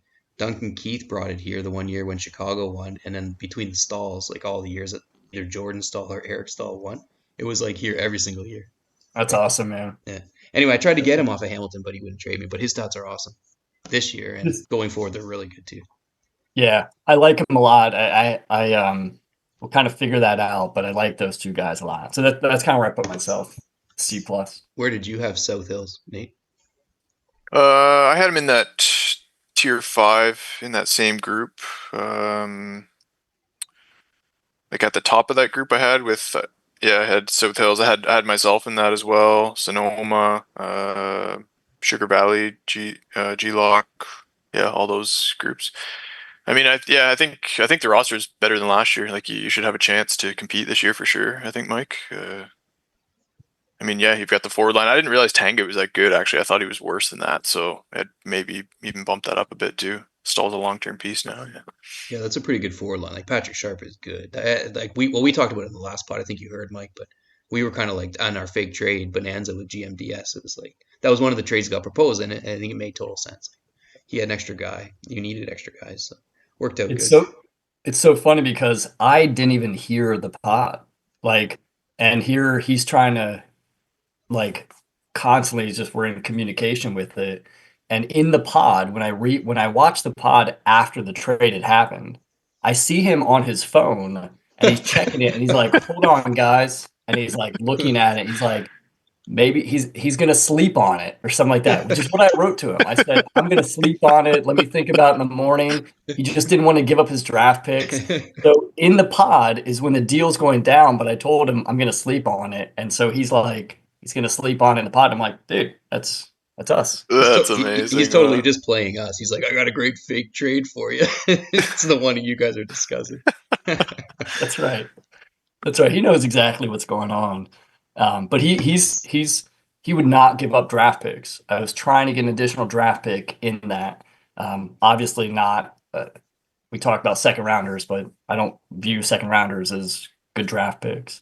Although I should have gotten Brendan Morrow and Betty Ford Clinic. Crab got him, which I was like, that's a freaking great pickup right there. Oh, he drafted him second round? He got dropped by Ultra Magnus, I think. Yeah. And Betty Ford came in and swooped him up, and I was like, what? Could I have done that? Why didn't I do that? Oh, yeah. There's a few gems sitting out there. Like, there's definitely some gems on this list. A few 5-5 guys. Yeah. Just on the free agent list. Yeah, like G-Lock just dropped one when he made that trade. I forget the guy's name, but Rene Bork, I think. He was 5-5. I think he was 5-5, or maybe next year he's 5-5. One of these years he's 5-5. I was like, damn, yeah. He is, yeah. That's another guy that I was looking at, yeah. Wow. Yeah, so where'd you have him then, John? I had my fourth tier. I had him in the fourth tier, but I had like a 4A and a 4B. Mm-hmm. So I had South Hills with Taipei, Pitt, North Bay. Interesting. And I had my level 4B was Sugar Valley and Inglewood. But then some of those guys in my lower tier, I might have bumped up to that too if I had thought about it. But yeah, so I think I had basically Taipei comparable with South Hills and Pitt. I have us like side by side in our thing. Yeah. I gave Taipei a B, so that's close to the C+. Yeah. I mean, it's actually, but now your team with Ribeiro, this is before Ribeiro too. I would have given you a way better mark with Ribeiro there. Because now you've got, Fedorov is amazing. Like, well, I've only played with him for about, when we were testing the host, Nips just flipped the teams. So I got Valhalla. And Fedorov, like, even in the first period that we played as a test, was amazing. Like, just so good. Like, he reminded me of Bure back when I had Bure. He was the most fun guy I ever had to play with. He was awesome. So I think Fedorov. Like last year's Fed or this? Well, that was like this current playoff. So maybe it's different when you get him, but he's still 5 speed, 5 agility. So he's going to be really fun to play with. And he's a 12 for stick handling too. Oh, didn't know that. Nice. He's a stud. He's just one of those guys, like, as soon as you start the game, you can just tell he's awesome. Like, he just is, like, smooth to use. I don't know how to describe it. But he's just, he was awesome. So I think he'll be fun. And then you've got Roenick, still 5 speed, so he's going to be just fine on the right wing. And now if Ribeiro is good, that's a total crapshoot. Who knows? That 4 weight might just fall over, but it could be really a really fun team. Your D, though, are not very good. He's got, they're not. So if you value stick handling, Wisnowski is a 5 agility, 4 speed, 4 stick handling. Dandanov, 4 agility, 5 speed, 6 stick handling, and Wisniewski 5 agility, 4 speed, 5 stick handling. So you've got the speed and agility piece down. It's the other piece. I never looked at that before. That you're back. And again, if you don't value it, then it doesn't really matter. But it's interesting because, like, in previous seasons, I've felt that Wisnowski actually, like, I can deke with him way better than a lot of people. I have no idea why. I wonder if his stick handling has dropped this year or if it's always been that low. Did you see Segathon posting? Stick handling means you can grab pucks out of the air or intercept passes or something. Wow. I don't know where he gets this stuff from. I think he's just making it up. Well, the other thing I was going to say is, like, my roster, it's the handedness of my D-men are flipped this year, and the numbers, like, I think the numbers and the handedness are flipped, so Wisnowski is now, like, number 25, but he's right-handed, and then Dandanov is left-handed. Like, it's just, like, opposite. I got to interrupt you here, because this handedness thing, like, Wolf gets a lot of shit for raising it, but this is ridiculous. Like, this is season 13. If like, you don't get that handedness is important, by now, like you're never gonna be fucking good in this game. Yeah, I So think you how just do we mix have up a the ROM? names or something. Like, yeah, it's, Man, I've got my Q team right now. I drafted the fucking team. So like from an expansion draft. So I'm like picking like guys so that I can piece together a roster with the right hands, right? I get the fucking ROM and it's totally wrong. Like all my defense are right-handed. The whole defensive oh, squad is yeah. right-handed. I'm just like, this is insane. Like, fuck. Like you can't. Oh man, like people plan out their rosters like, with intention. You can't just show up and the ROM has like different players on it and different hands than what you thought. Anyway, I'll So leave I it at think that. But fuck me. that's interesting, man, because I did not look at the handedness when I built my roster. I'm looking at the attributes, but I could roll out my front line and they all be lefties, and you're saying that's going I to think impact the game. other people do that. Like I mean, if you don't care, whatever, good for you. You know, I Yeah. mean, if like I know Sumter doesn't like righties. He's told me that many times. He won't trade for them. Cool. Like if you like lefties, that's good. But if you show up and the ROM has your whole team that you thought was lefties and they're all righties, that's fucked. You know, like Yeah. that's what I'm saying. Like Yeah. if people care, that it's part of the stats. It's like it'd be no different than you trade for a guy because the stats say he's 5 speed, 5 agility, and you get the ROM and he's 3 speed, 3 agility. It would be infuriating. So why is the handing this different? You know, I don't understand it.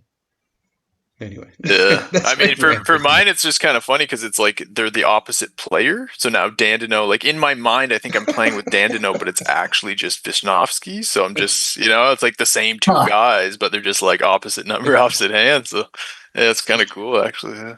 It's a good reminder when we play against you to just like get that puck going side to side as much as we can. You'll Just have put me in no a idea who the frenzy. hell I is am all who. confused and Yeah. shit. You'd be Yeah. like, is that Wisnowski? I had a couple seasons where I had Rolston and Samsonov same number, and then Gonchar and who did I have on D? Some my other D were the same number, same hand, so I couldn't tell who was who until like they picked the puck up. They're both D, they're both lefties, they both have number 44, and I'm just When like, you oh, is he post, going 5 speed or is he going 4 speed? It's hard to tell. Moses would get so mad trying to call the games too. Just had no idea who was out there. Like, when you post a roster, post the number, the jersey number, and the handedness. I did that this year, honestly, because I'm like, Did you? because of the Q, because I was like, when I picked up the Q ROM, I was so annoyed, so I was just like, I did it this time. I put a hand beside each one. Anyway, yeah. What about North Bay? So I had North Bay with South Hills, Taipei. Do you guys have them higher? North Bay? I have him higher just because of the future, looking at the future stuff. This year, I think his roster's actually kind of garbage, but he's got Giroux and he's got, like, he's still got Yager. Yeah, mainly just Giroux bumped him up for me, so I had him in the fourth tier, like right next to Pitt. Yeah, I had him next to Pitt too in the fourth tier. Giroux was a nice pickup. That was a really good pick, I think. Huge pickup for him. Huge. And I'm And he's kind of got glad he Kessler didn't as well. trade Yager. Like Yager, I kind of wanted Yager actually because his weight. Like I don't know how it would be to play with a guy who's like, what is he, 12 weight or 15 weight or something crazy. I thought it'd be kind of fun just to try it out. But he's pretty good. Like his stats are pretty good. His stats are great. North Bay Knights I had as a C. But again, just mostly because of his defenders. Giroux is a 43 overall right now. He's not really not that great, but he does obviously get really good. He's got Ray Whitney and is it Wade Mitchell? I think I can't remember. Willie Mitchell, yeah, or Willie Mitchell, yeah. So he's a 4 agility, 4 speed, and then Ray Whitney 4 agility, 4 speed. So like, not that that's horrible, but just there's not a guy back there that's flying around. Yeah. I had the same. I'll be right back. You guys move on to your B level or whatever Nate's 3 Yeah. was. Should we start talking about Sean's team? Yeah, that's a good time for it. Yeah, where do you have him there, Mike? Should we wait for him? No, go start it up, I guess. See, so you had you had North Bay as a C. What did you have actually in like the C plus range? Have you gone through those teams yet? Or? Yeah. So the C plus, I put myself in the C plus. I put that might have been the only C plus. I had some other C's. I had the North Bay Knights as a C, Mini Hattrick as a C. The Golden Gophers I put as a C minus. Oh, interesting. Okay. Where did you have? Let me ask you. Where did you have Providence? I had him in that tier with like me and you and Sonoma, like right in that group. So I had him close to that, so I had him as a B minus. okay. So close to the C plus. He's got Timmy Thomas, and he likes to camp, so it's also important to know the manager too. But I think that's awesome. A quick story about that. Party Dan, I played at the high tournament, and we must have played like 3 or 4 games in a row, and he was all into it, man. He was feeling great, and it was awesome.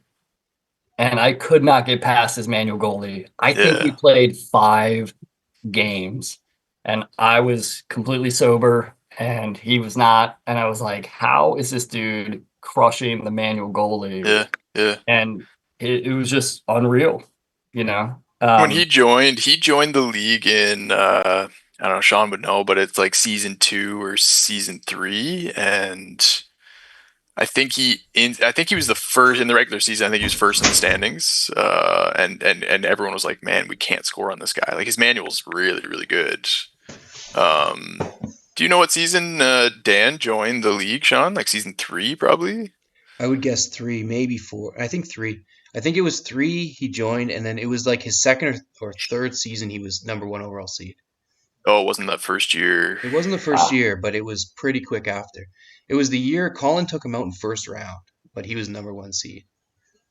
Wow. Colin like swept him, like he just destroyed him. Yeah, number 1 seed. But his manual, I remember everyone was like, "Holy shit! Like, how do you score on this guy?" Right? But it hasn't really been that vaunted since that point. You know, like it's good, obviously, but like I don't know. Obviously, like people have been able to crack it.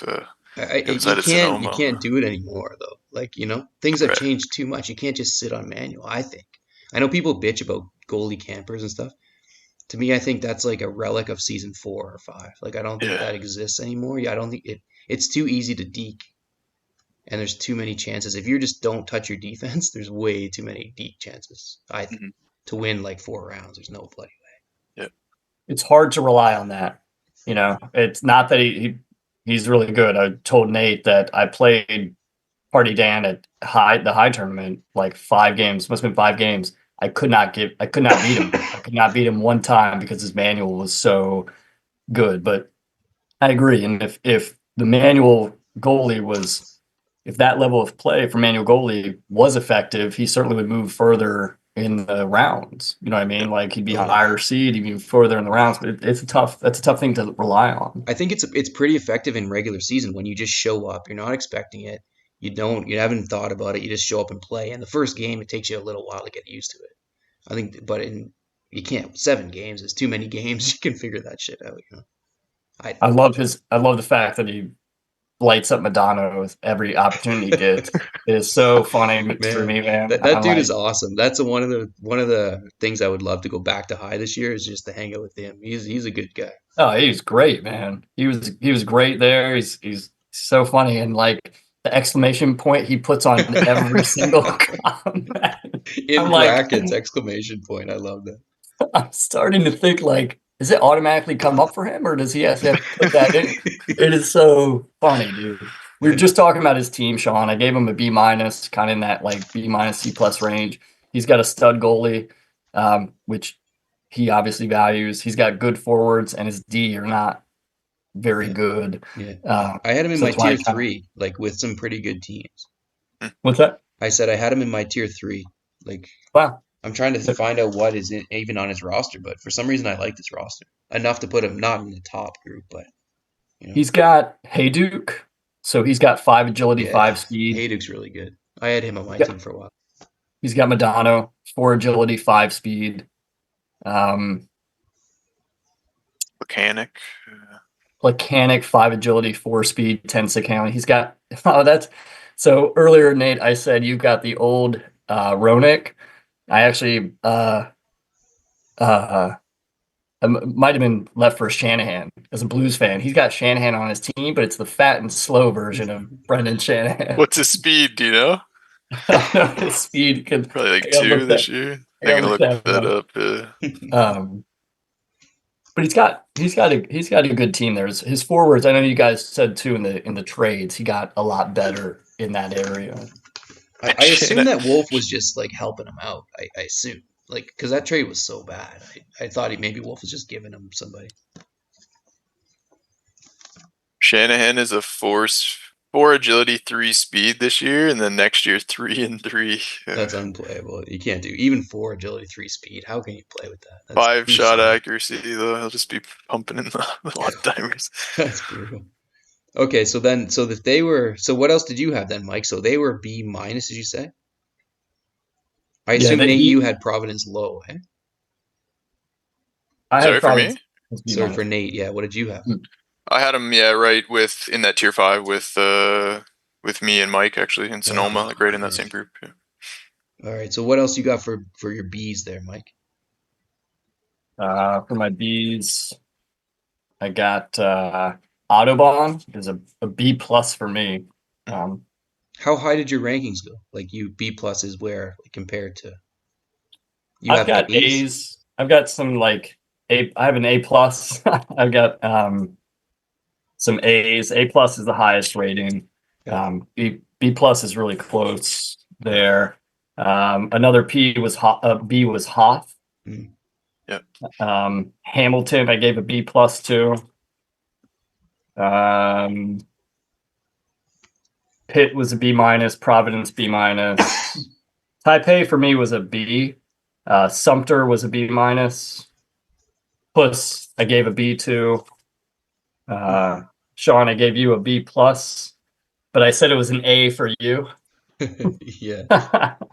And Valhalla for me was a B also. So. Interesting. The ones that jumped out to me of what you just said for Bs was Tickle Puss, who I had in my very bottom group. So that one kind of, and then Pitt I had in my number 4 group, but like I said, kind of 4A with North Bay and Taipei, and then Taipei too. The other ones I don't know, that kind of all made sense to me. Like, anybody jump out to you, Nate? Well, I'll give you my tier 3. So you named, I have Thunder Bay, I have Minnesota, Gophers, Hoth, and Sumter. That was my tier there, those 4 teams. Interesting. So my tier 3, again, I didn't have 6 tiers, I had 5. But I had Valhalla, Thunder Bay, Sumter, Minnesota, and then Providence. And you had Hoth in tier 2? Or? Hoth in tier 2.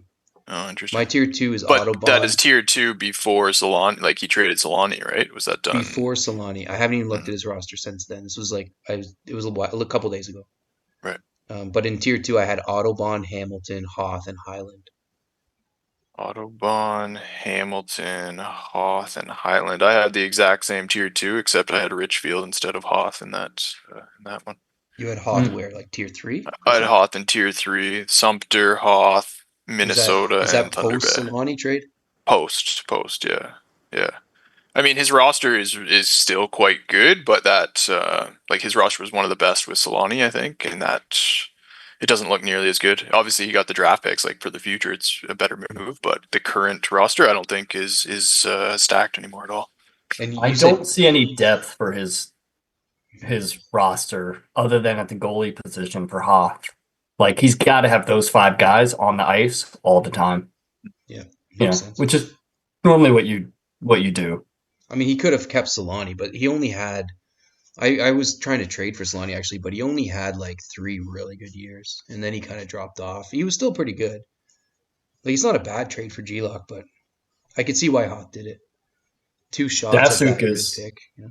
Datsuk is like a 6 agility, 5 speed, 14 stick handling. Oh man, that's awesome. A sports car right there. That's a sports car. Do you have what the Sedines are on Sumter? Did you write that down? Yeah. What are they? Yeah. They're so good.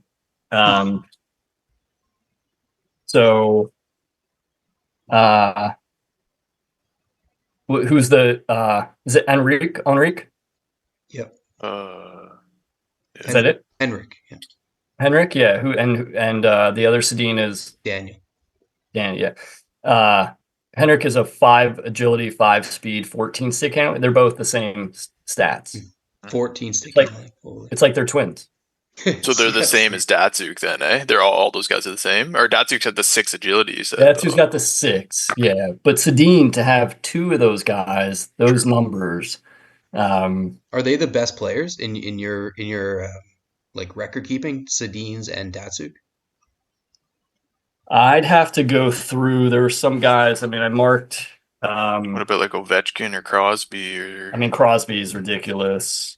That's he and Ovechkin are the cheat codes in the game. Hmm. Was it Betty Ford had You'd have Crosby. Crosby? Yeah, I just had him Crosby. as elite, and I didn't see his numbers. Crosby just continues to get better and better. Mhm. Pretty tough though to Matty, beat what Datsuk's stats are.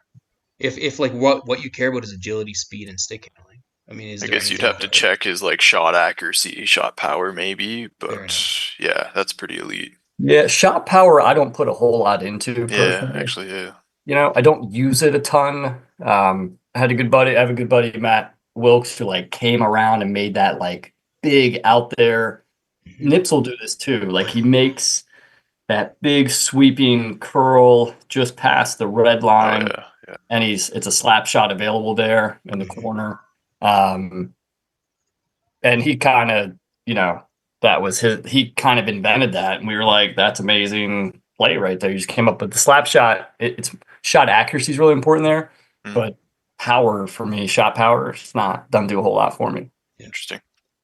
makes sense to me. I never looked at those two. Although some people started talking about, I think it was Vic who started that, was the speed, agility, shot accuracy, shot power as like the 4 key Hmm. stats.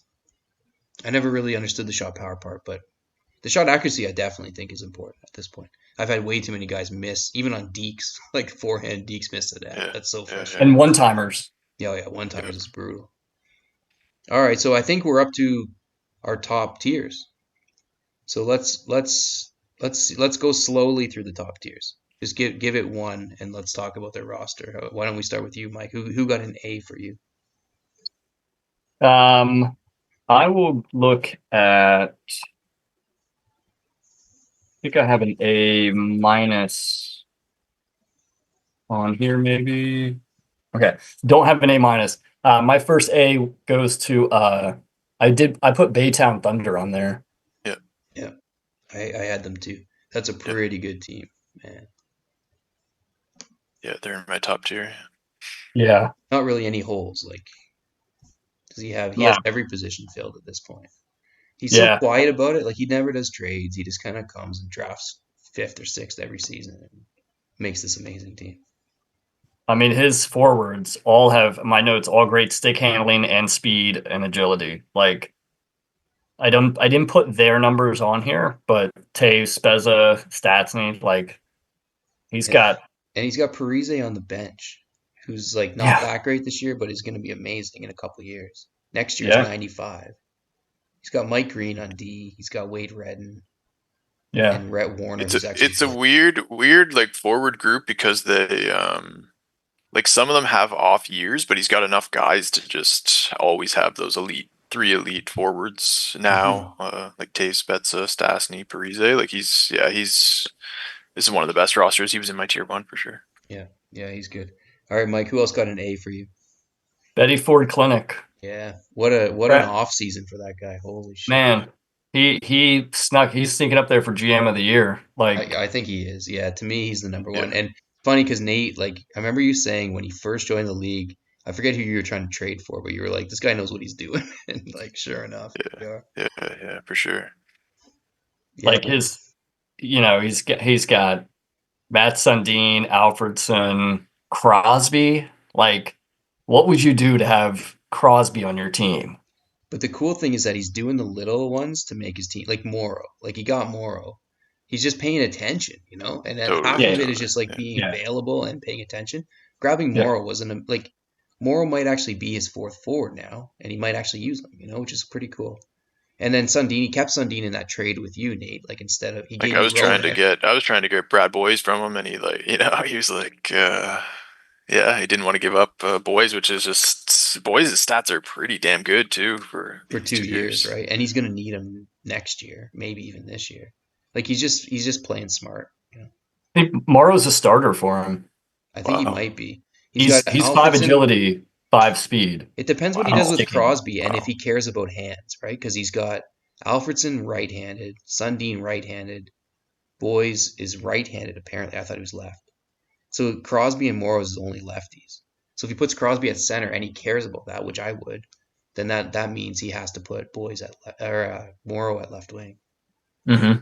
So if he's running Morrow, if that was like his waiver wire pickup to be a starting left wing, that's pretty impressive. Mm. Huge. And then he's got Chara and this year O'Byrne, whoever that is. But starting next year, Chara and Letang for the next 20 years. Like, just amazing. O'Byrne is 5 for this year is 5 agility, 4 speed, 8 stick handling. So he's Nice. a decent defender, but Char is a monster. You know, Yeah. his That weight. trade was awful for Wolf. Like, oh my god, that was so bad. Trading Chara. I mean, he got Kopitar though, which ended up being It ended like up I didn't even okay. think he was going to get that. I thought it was a terrible trade. Like he got pretty lucky in that draft. He got so lucky that Price got picked early because he would have been stuck with somebody okay, but not great. Giroux probably. Yeah. So Yeah, he's I'd crab great number kid. 2 in my like top tier, like for the future too. I had him Number 2 overall. number 2 overall. Yeah. Yeah, I didn't really do an overall, but I definitely had him in my top. Well, I had 5 teams in my top tier. He's one of them. Baytown's one of them.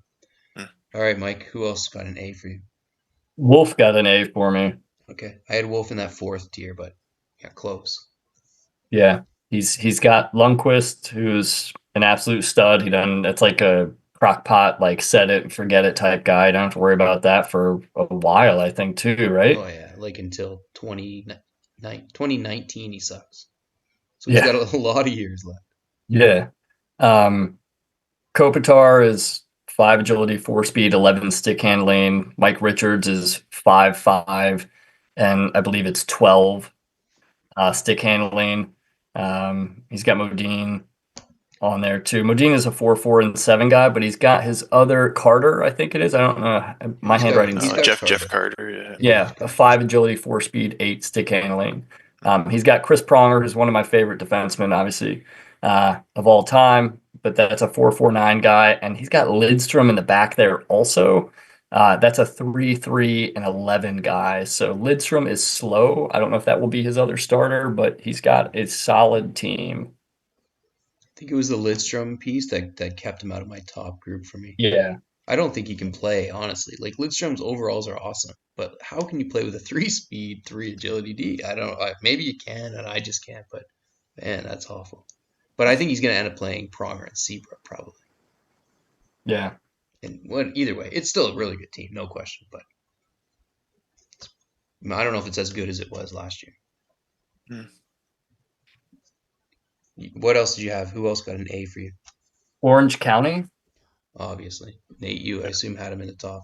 They were my 3rd. Yeah. Yeah, this team is stacked.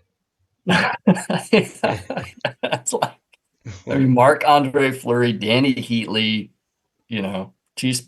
Patrice Bergeron, like those guys are amazing. And then he's got Alexander Semin and Krejci. Like next year. Yeah, next year this team's going to be forwards. even better. Yeah, Bergeron 86, Hemsky 80, Krejci 86, Semin 97, Heatley 81. That's his 5 forwards next year. Yeah.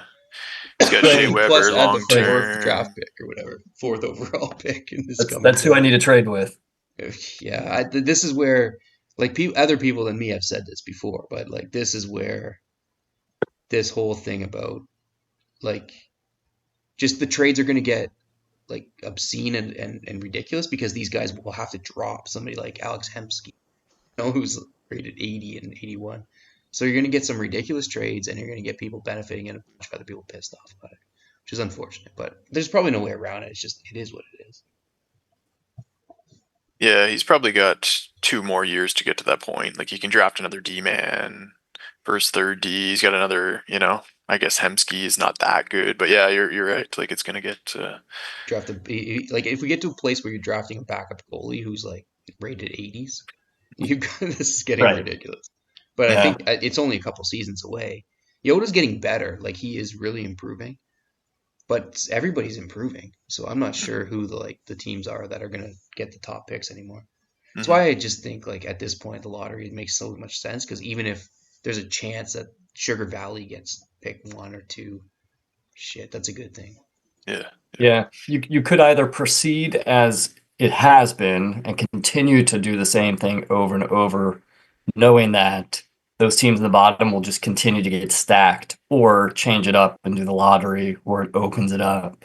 And it might not Yeah. change anything drastically because you'd still end up the guys at the bottom are still going to have the highest odds, so they're still going to end up with the top picks. But once in a while, you might get a team. Yeah. You know? Yeah. But anyway, okay. Oh, no dispute on Orange County. They were in my top 2. Who's okay? So are we at? I guess we haven't heard the full top 5. I've heard number 3, 2. So Who who's else? your number 5 then, Sean? You said you had 5 in that top tier. I only have the 4. Okay. So obviously K Vegas is going to be our number 1. Okay, Vegas should There's be no number question 1. about Yeah. that. Yeah. So my top 5, I had K Vegas, Orange County, Betty Ford, Baytown, and Richfield. Okay. Richfield. But that was before the Ribeiro trade, so I don't know. I haven't looked since then. You had A, Mike, for Richfield? Yeah, I had an A for Richfield. Yeah, that's my last A. I mean, I had K Vegas as an A plus, but that's a given. Looking at that roster, but Richfield for me was an A. Hobby Bullen is really good. Kovalchuk is a 5 agility, 5 speed, a 13 stick handling. Like, that's a stud. Yeah. He's got Rick Nash, 5 agility, 4 speed, 10 stick handling. That's a stud. Right, and he's got their 4th forward. Like he's, Pominville Yeah. is a stud as well. He's got Joe Thornton, who's, I think he might be a 4, 5, 13 or something like that. I think he's getting older that year, but he's got great forwards, and he's got Suter. It was a 5 on D, 5 agility, 5 speed, 10 stick handling. That's a stud. He's got McCabe, who is slow, and he's got Morris there also. And didn't get his stats, but like, I mean, I'd love to have that team. That team that's a good team, and it's that one. The 1D is not going to be great. McCabe is not awesome, but he should have probably made a trade. Should have traded Ribeiro for another D, really. But like other than that, that team is awesome, and it's good for a long time. Like Suter might be one of the best players in the league. Like his stats are amazing. Suter's great. Even Thornton, it's got only until didn't Thornton play until like 2022 or something? Like I think they're missing some stats for Thornton. Like I think he goes for a while longer. The other guy I noticed like that is on Min-Hattrick, Craig Anderson, because he played in Ottawa until like he might still be playing now. I don't know. He was playing in the pandemic for sure, and he's only on there until like 2014 or something. There's probably a bunch of guys like that. It's weird how that works when you see like the black line go through, and you're like, "What happened to these guys?" I think it just hasn't been updated yet. Yeah. I had Richfield the top of my 2nd tier. Like I think he's right. I had him 5th overall in my list as well. So yeah, I had Audubon right there with him. I thought me too. Really me too. good. I had Richfield and Audubon next to each other. Yeah. So I had Audubon in the 2nd tier, but it's very little separating those two guys. He would have been my 6th probably overall. And then Hamilton was right there, and Highland for me and Hoth were kind of a little bit behind. I think if I had to give them a number, I'd say Audubon was 6, Hamilton was 7, and then Hoth or Highland would have been 8, 9. Yeah. Exactly what I had. Exactly. Richfield, Audubon, Hamilton, Wolf, and then I just dropped Hoth because of the Solani trade just for this year. I don't think his team's as good now. Yeah. And I looked at it before that trade. Well, what did he get? Cool. He get draft picks for that? 2 first rounders from G-Lock, which is a gamble because G can make the playoffs. Like he's done it many times. Yeah. But if he misses in this league, there's only like I was looking at it, like I think there's 26 teams in the current season 13, and by my count I think there's 5 who like are not going to make the playoffs. Let's be honest, like are just still a ways away. But that only takes us down to 21, and then it's that there's a gap or like a group in my opinion. I mean, I could be totally proven wrong, but I think there's a group between 14 and 21 who are pretty close. And then there's like 13 teams who I think are going to be a lock for the playoffs. So I think G-Lock is in that group in the 14 to 21. So like if he has a bad year, he could easily be pick 7, pick 6. You know what I'm saying? And if that happens, then I think Hoth's trade's awesome. Like if he gets a guy like Giroux, I don't know who the 6th pick is next year, but a guy like Giroux for 3 years of Solani plus another first round pick. He's laughing. And Hoth is more of a defensive-minded player, right? Like, Absolutely, but I think he probably wants a stacked forward line because he doesn't score as well. yeah, He's pretty tough defensively, though. He locks down a goalie. Yeah, he's good. yeah. I've experienced that myself. Yeah. So let's just close this off. This has been a lot of fun, but let's close it off just with a quick discussion. Well, we're going late. It's 11:30. My God.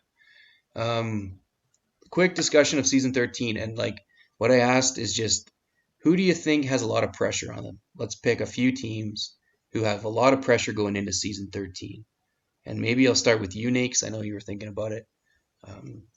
Just give us one team who you think has a lot of pressure going into season 13. I'm gonna go with the Richfield Autobahn combo there. I just think they've they kind of like built their teams back up. Their teams were good. They got a bit rough. They're now on the upswing, and I think they both need to like make playoffs this year. I think it's like now time to like step it up a bit with these rosters. So I'd say both of those guys like definitely have some pressure. That's funny you say that. I know I asked everyone to do top five. I had 7 teams, but I like put 2 of them in categories, and I had Audubon Richfield as one grouping in that list. And I wrote down my notes as so many years, and there hasn't been anything good in Audubons. Like they just haven't made they used to be like a lock. Both those guys, especially Audubon, lock for at least the playoffs and usually second round.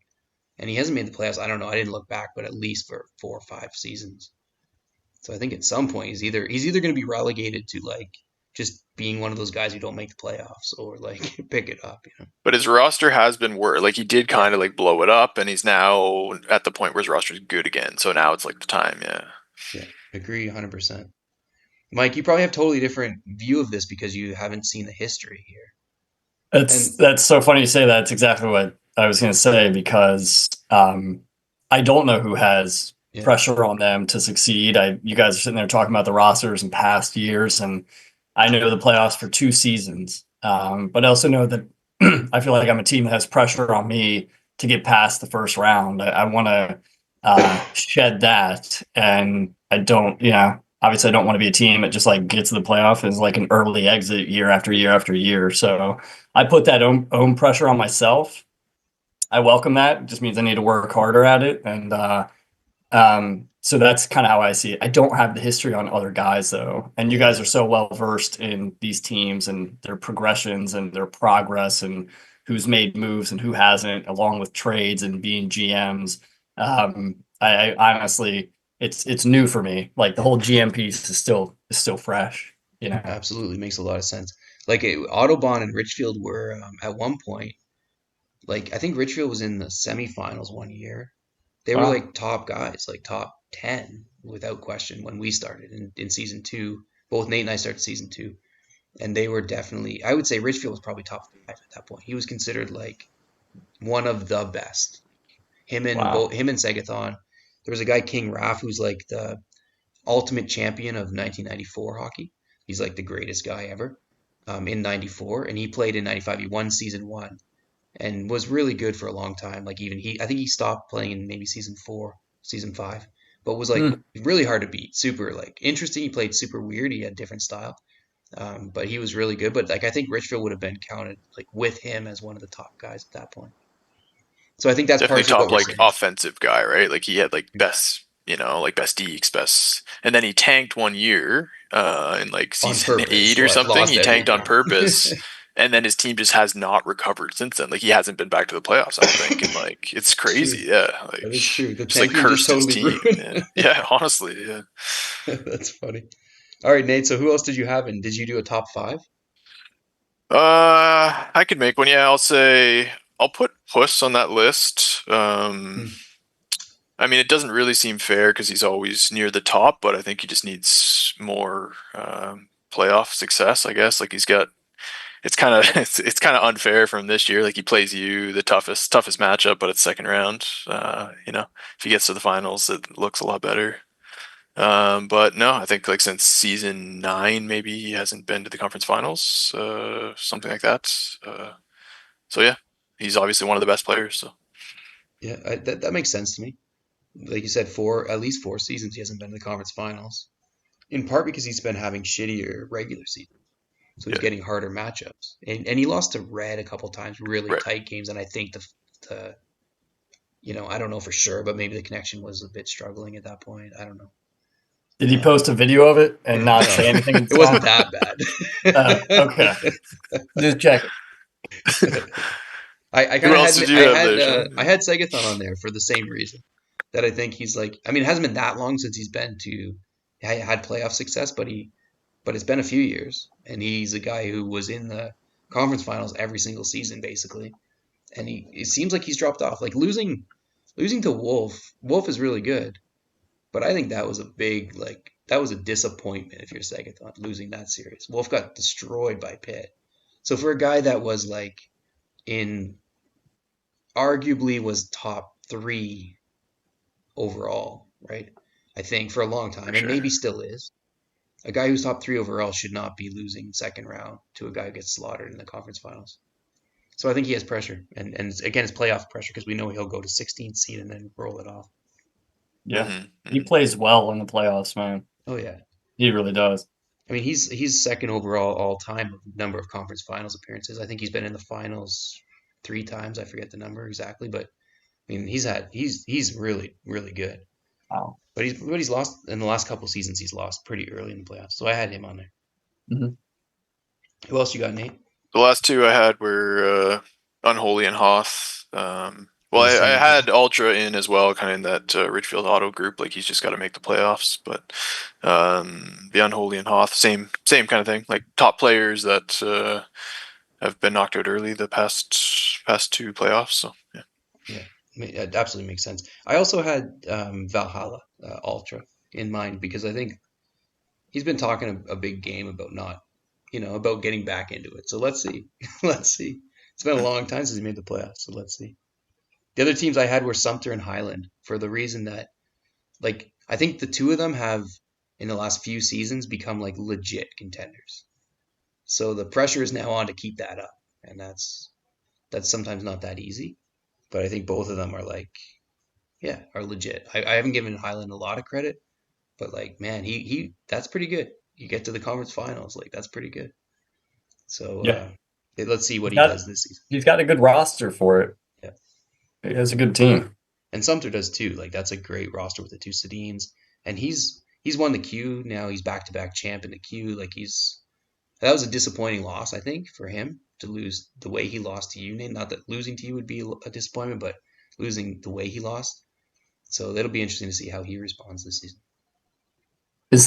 Is Sumter Pink? Who is that? Yeah, that's Pink.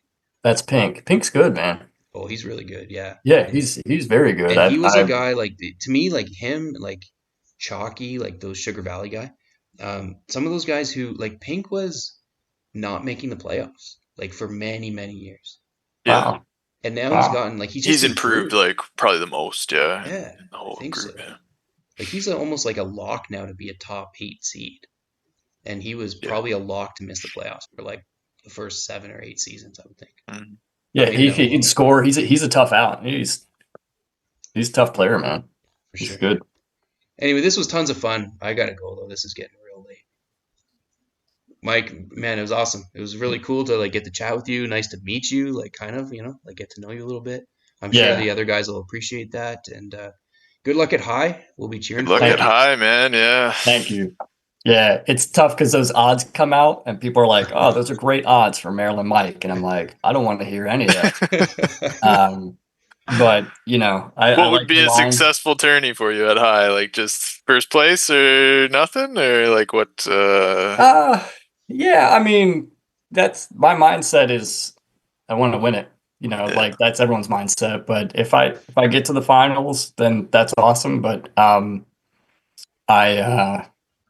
have high expectations for myself when it comes to it, and I want to perform there. Like the in-person tournament for me is not where it's at, but it's been where it's at. I think for a lot of us too. Like at one point too, I want to hear your stories as well. How you guys got in here, what it was like when you were growing up, and that's the next pod coming up, and you guys would like talk about your own story, but that would be awesome. So, Next time we'll tell the yeah. story when our family vacation broke down in West Virginia and we were stuck there for like 3 or 4 days. Are you serious? Beckley or Buckley? What was it? Beckley, yeah, Beckley. Beckley. Yeah. Yeah. Fond memories of that place. Actually, it was nice. Nice, man. You guys Yeah. might have driven through Charleston then on your way there.